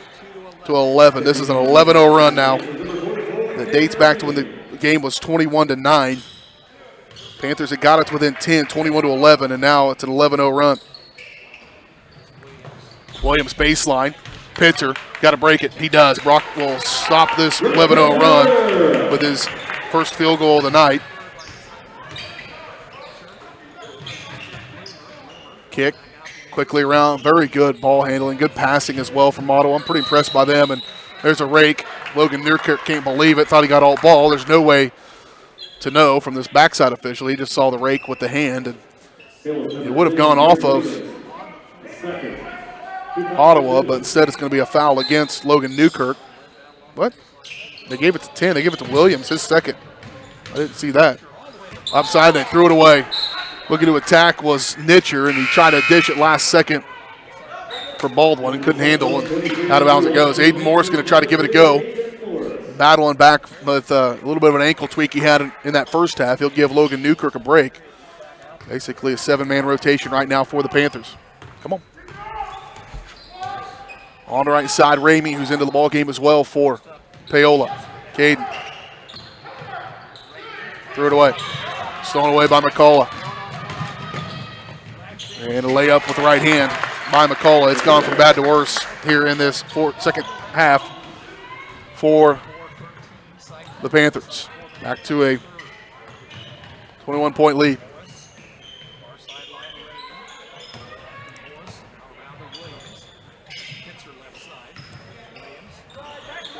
Pitzer on the left side. He'll give it up for Ramey. Now working around to Morris to the corner for Williams. Back over. He'll pull the trigger on a three. Good. It was about, I almost said it. I wish I had. I was going to say Garrett Williams needs to get going and try to will him back in there. When they've needed him, he's stepped up pretty big at times in this season early on. And we saw that the other night in the fourth quarter of the Spring Hill game, and they need him as bad as they've ever needed him here tonight, especially offensively. 34-16. Best way to get out of a hole is to quit digging. Kick, backside. McCullough lost it. No, he gathered it back up. Williams right up on him. Back to Baldwin. Little runner. Shot no good. Rebound, Robinson. There's one stop. Now make it count on the other end of the floor. Here come the Panthers. Morris. Trying to wrap it in. It's there. Get it to Pitzer. Back over to Robinson. Robinson trying to go up inside the Pitzer. Quickly to Ramey on the left wing. Back around they go through Morris over to Pitzer. Brock to Morris. Quick pass. Good job for Morris. They're going to call a foul on the floor against the Cyclones, I believe. I don't think it's going to be a shooting foul. It's going to be against Zion Wooden. And it will be his first, or second rather, team foul number 2 here in the second half. And we'll see some of those reserves as we will see Jonas Sanders check into the ball game, and he'll replace Ramey. Brock Pitzer goes out, and Carson Bain comes in for him. Aiden Morris goes out as well, and back in comes Newkirk for him. 2:27 to go, third quarter. Panthers are going to find themselves needing some fourth quarter. Driving in, stripped to the basketball with the whistle of foul. They say it's a shooting foul as well. Ottawa's number 7, Paola. Second, third. The line for the Panthers, 24 to Logan Newkirk.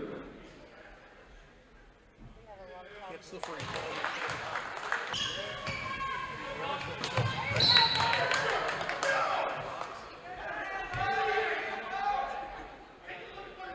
There's a three from Bain. That one's good. The basket for Carson Bain.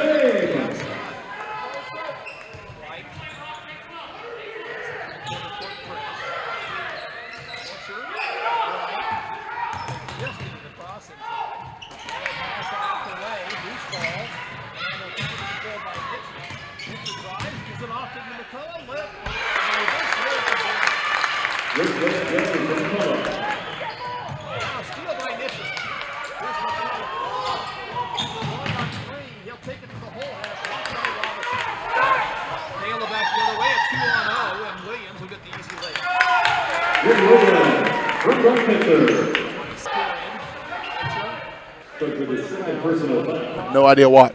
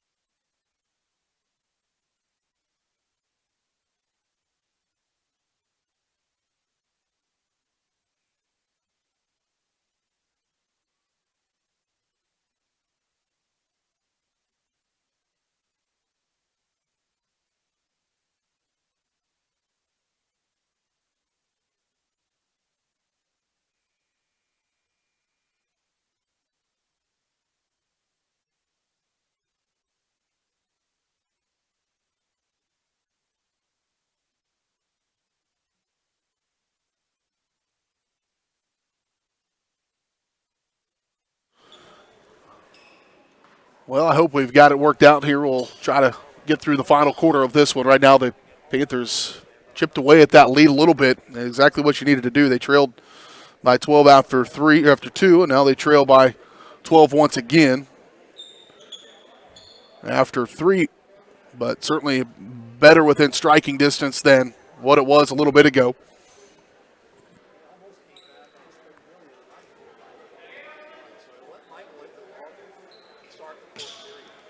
It will be Panther basketball as we start this fourth quarter.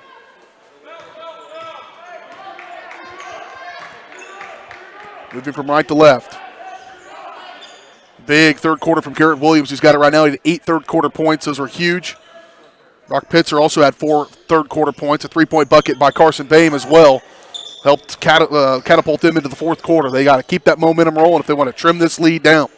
You want to cut it in half by halfway point of this fourth quarter. Here's Williams just warming up a little bit. Out time no good, and here they go the other direction.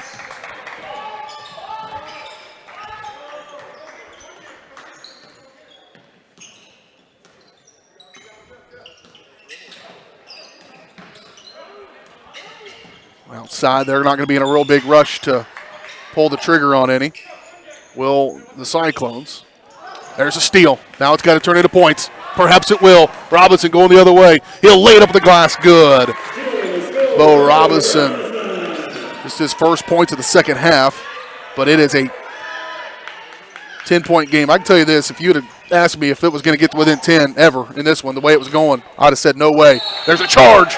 It was that last little hiccup, little giddy up there from McCullough.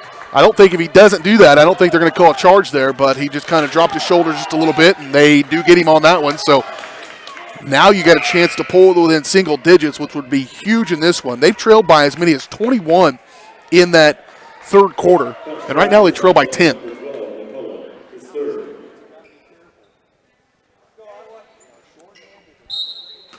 $6:50 to play. Plenty of time now. You don't really feel the pressure of the clock, but you want to continue to keep it going. Williams directed traffic. Take the quarterback off the field, but you can't take the quarterback out of the kid. Here's a 3 by Newkirk. Get in there. Shot no good, but Brock Pitzer's there. Can't get it. There's Robinson with the steal. Back over to Williams. They'll get another crack at it.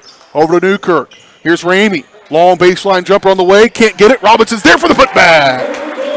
It's an 8-point contest. 40-32. Thank you all for coming back, jumping back on with us. Those who made their way back around here, I think you're going to get to see a dandy down the stretch of this one, and hopefully we can keep it going. 40-32, Panthers within 8, spinning. McCullough, get out of here, Brock. Bo Robinson says, I'm not sure they're going to foul on that one. If it's on Bo, that's not very good. That is a bad call. And Robinson will just pick up his first personal foul somehow. There have not been very many free throws. In fact, unless I missed one when I was putting out fires a minute ago, I think this might be the first free throws of the night for the Cyclones. And McCullough, who's got 16 points in the game, now has 17 as he knocks down the first one. Titus is going to check in. He's playing with 4 fouls. Out goes Alden Mitchell, who had a short stint in the ball game. Here is the next one from McCullough. No good. Rebound pulled out of there by Robinson. 41-32. Still single-digit lead. Ramey, entry pass. Robinson, he's starting to warm up a little bit. How is that not a foul? If that's a foul, that's a foul. Coach Cash is about to lose his marbles. That is not good. Off left side for Bloomer. Give way, entry pass to McCullough, backing it on Williams, and he'll get it to go. Will McCullough. I want to empty the floor and just do one-on-one McCullough against Robinson. See what happens. Knocked out of bounds, saved by McCullough almost, but it will stay with the Panthers.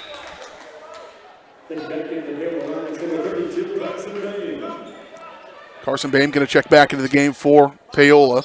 Out goes Pitzer. I bet you that'll be short-lived. Brock is just too good rebounding and knows where to be on the floor. Ramey over to Boehm. This within striking distance. You don't have to be in a real big rush. You can take high percentage shots still. You don't have to force it. Newkirk, long skip pass out for Ramey. Back around they go, reverse it. Here's Newkirk for 3. No good. Rebound, and it's going to be a foul against Austin Nitcher over the back on Carson Bain.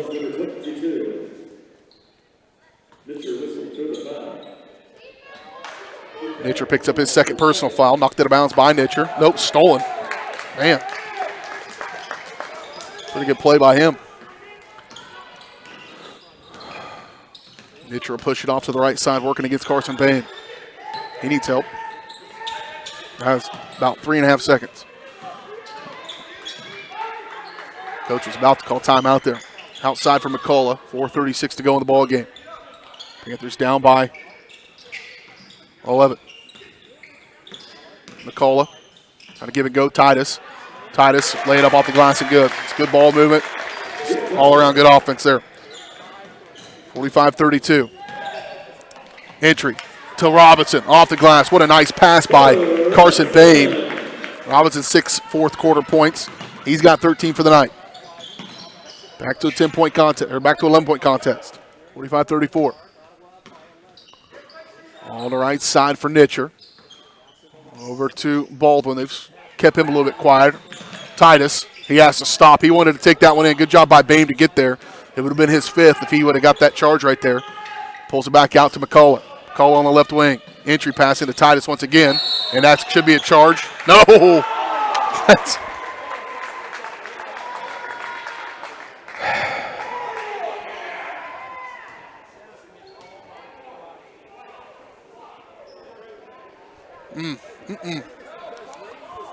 It's going to send Titus to the free throw line to shoot. What do they say? If you can't say something nice, don't say nothing at all. I know exactly what you're going to say. I know what you're going to say. You're going to say that was a double negative. And if you're going to say something, you might as well use proper English. Is that close? Are you still awake over there? That's a break for Ottawa. McCullough made one. Now he'll go back to the free throw line. They'll count it.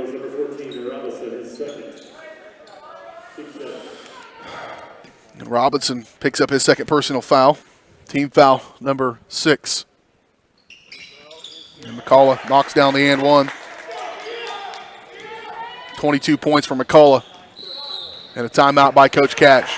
Timeout, we'll take it. We're back in 30 seconds. You're watching Panther basketball on Paola Sports Live. Iron Horse Family and Cosmetic Dentistry and Dr. Laura's Orthodontics are committed to providing quality health care for area families. With comprehensive solutions, Iron Horse Dental and Dr. Laura's Orthodontics will listen and take the time to truly understand your needs, goals, and lifestyle. State-of-the-art equipment, techniques, and facilities combined with a new approach to oral care. That's what you get with Iron Horse Family and Cosmetic Dentistry and Dr. Laura's Orthodontics. To learn more, visit them online at drlaurasortho.com or ironhorsedental.com. Elliott Group is a proud supporter of Paola and USD 368. At Elliott Group, we work, live, and shop in your local communities. Serving Miami and Johnson counties for more than 45 years, Elliott Group understands your needs. As an independent insurance agency, Elliott Group works with numerous carriers to find the coverage that best fits your needs. In Paola, call 913-294-2110 or visit elliottInsuranceGroup.com.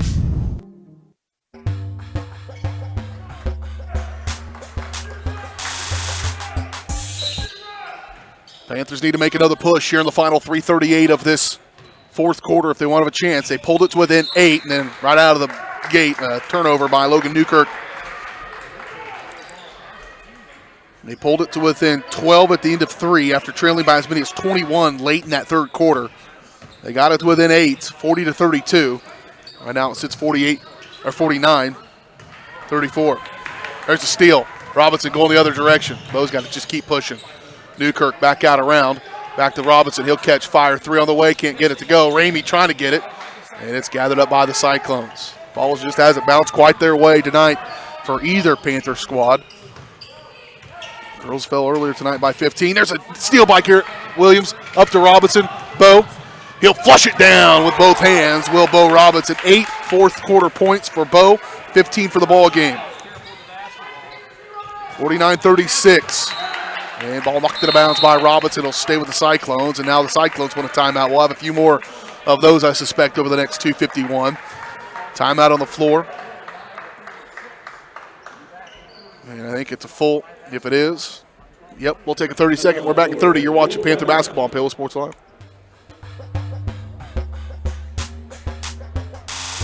Are you ready for a new kind of internet? Then it's time for Go Brawley. It just works. Go Brawley is changing what is possible. Reliable and fast.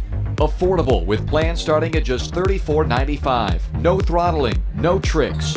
More upload speed and the best service. Just ask our customers. Experience a new kind of internet. For more information, call 913-837-4678 or visit GoBrawley.com. Go Brawley, it just works.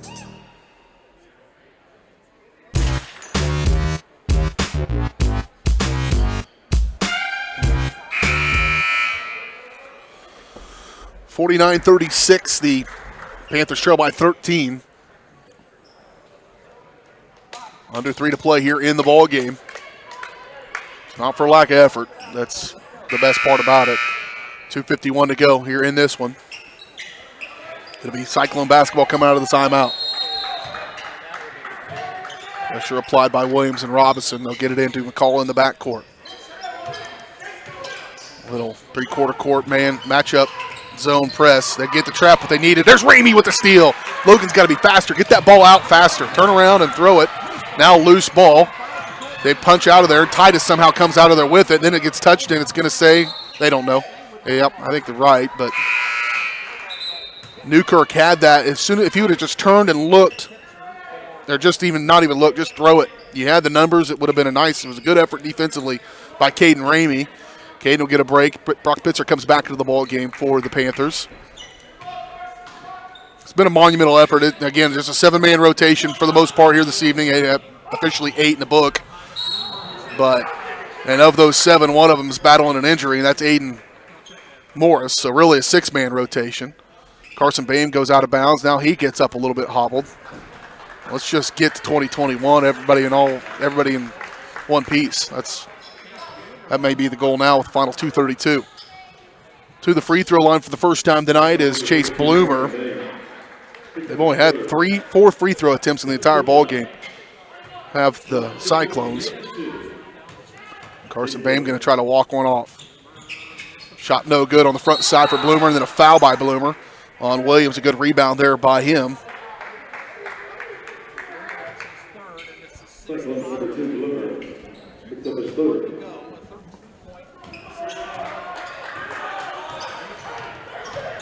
Newkirk. Here's Robinson. He's such a good athlete. They're going to call block, send Bo to the free throw line to shoot 2.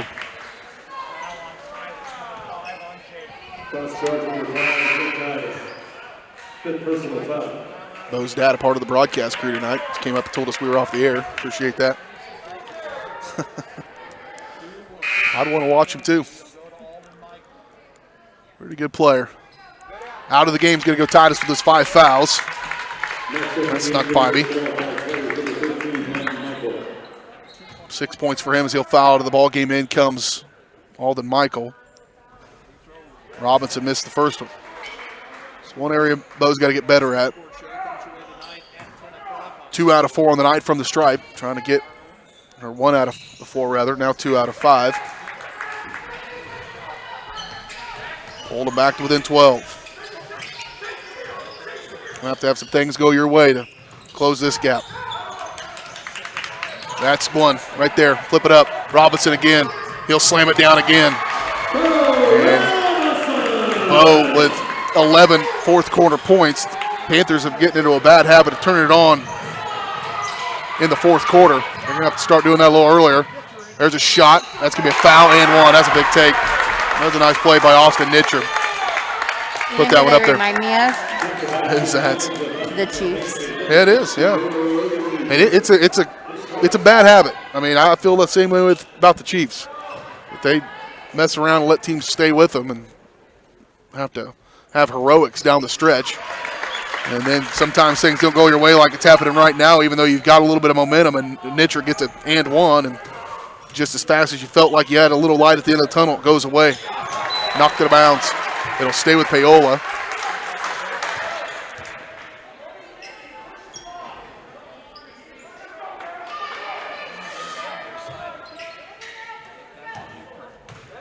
Coach Cash is, I think, trying to work to get one over there on that far side. There's a three by Bo Robinson and a timeout taken by Coach Cash. He is so frustrated right now. Robinson is putting on a clinic. A timeout, it's a full. We'll keep it right here again, recap the evening. We'll have a very abbreviated post-game show. This is 6 games and 3 straight nights for this big guy. No sympathy from my spouse sitting next to me. 45-30, ladies fell earlier tonight. One, they led early and led by 6 in the first half, and then when Ottawa grabbed the lead with about 5.5 to go in the third, just never did relinquish it and end up falling by 15. The boys here tonight have not led in this game. They have trailed for the duration. They trailed 2-0. They had it tied 2-2, and since that point, they have not led. They've trailed by as many as 21. Right now, they trail by 10 here with not much left. Yes? Has the moment passed? Well, the challenges you're going to have to learn as a color analyst is sometimes you just don't get to talk.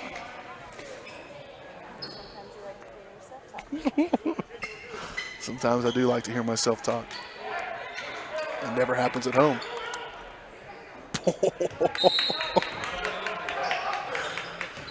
Into the Cyclones. Panthers need to get a turnover here. A minute and a half down by 10. I've seen it done in more pressure situations than this one. But got to have some help. And Caden Ramey comes flying up there, nearly gets it. But it will be a foul on him, and it will send Baldwin to the free throw line to shoot. 1-1. Ramey's fourth.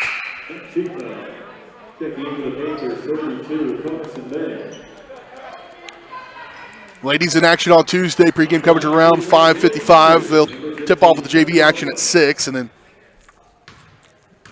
varsity girls to follow in that one at Baldwin. Just the girls as Baldwin. Tucker Baldwin this time knocks down the first one. He's 2 for 2 on the night from the stripe. He's got 14 points. He missed the second. Rebound by Rain, 11-point game. Got to be quick in the offensive end. Can't have a lot of passing. Here's Newkirk for 3. Get in there. Shot no good. Rebound by Carson Bame. And a foul going to be called. Nope. They're going to say stepped out of bounds. Stuff like that tonight has been the way it's gone. And I give the Panthers 34, Brock Pitzer. Ramey goes out. Pitzer comes in. This is an offense-defense situation here. Give a little bit more speed perhaps on the floor.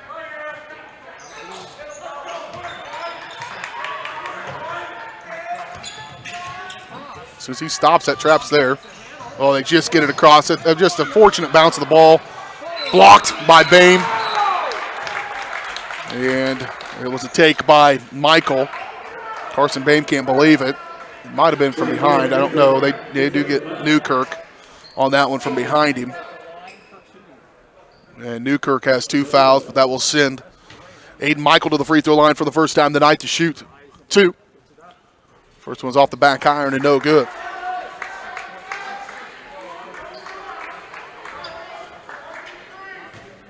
.14 fourth quarter for Bo Robinson, but probably going to end up being a little too late in this one.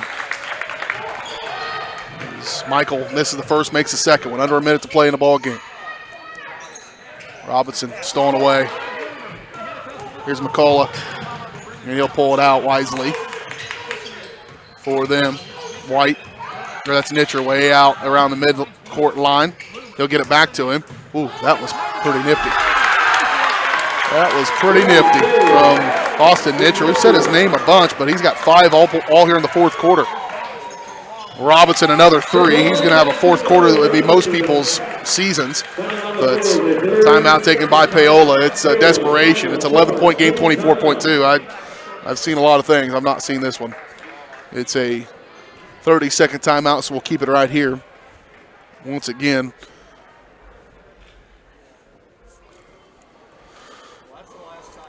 we will have a short post-game show and wrap it up for us. Again, you'll be with the fill-in crew on Tuesday for the girls' action.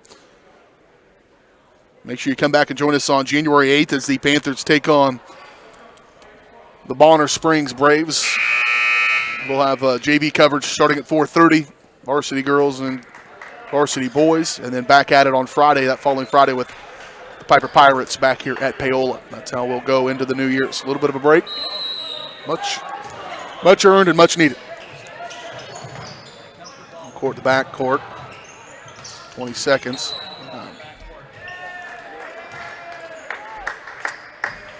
Play the game, not the scoreboard. Sometimes. And the double bonus, so this will send McCullough. He's had himself a pretty good ball game. McCullough with 22 points, 2 of 3 from the free throw line all here in this fourth quarter. They did not shoot a free throw until late in the third and have not shot very many, and McCullough misses the first.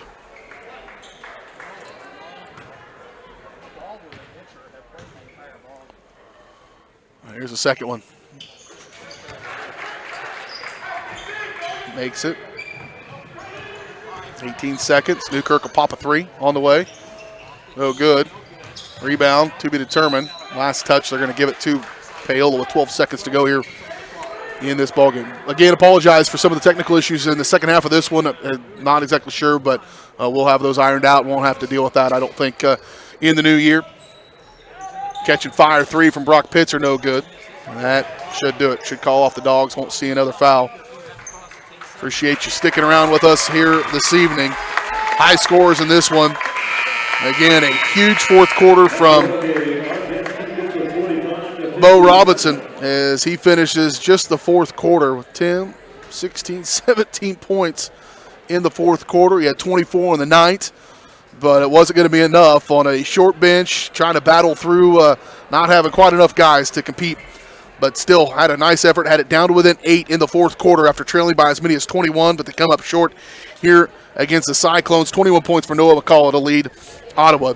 Ladies fall here tonight early as well, so it's a sweep by the Cyclones. 9 points from Kate Ediger to lead them, but the Panthers fall 45-30 on the girls' side, and they fall here tonight on the boys' side 57-45 here to fall to 4-2 on the year, and the Cyclones will move to 2-1 on the boys' game. Again, back at it on Tuesday at Baldwin. We'll have a girls' game only. Be sure to watch it here on Paola Sports Live, and then January 8th as we turn the calendar and head into 2021. For my beautiful bride, Leslie Harris, running camera tonight. I'm BJ Harris saying so long tonight from Paola High School. Tough night for the Panthers. Cyclones get the sweep. You watch it all right here on your home for Paola High School Athletics, Paola Sports Live.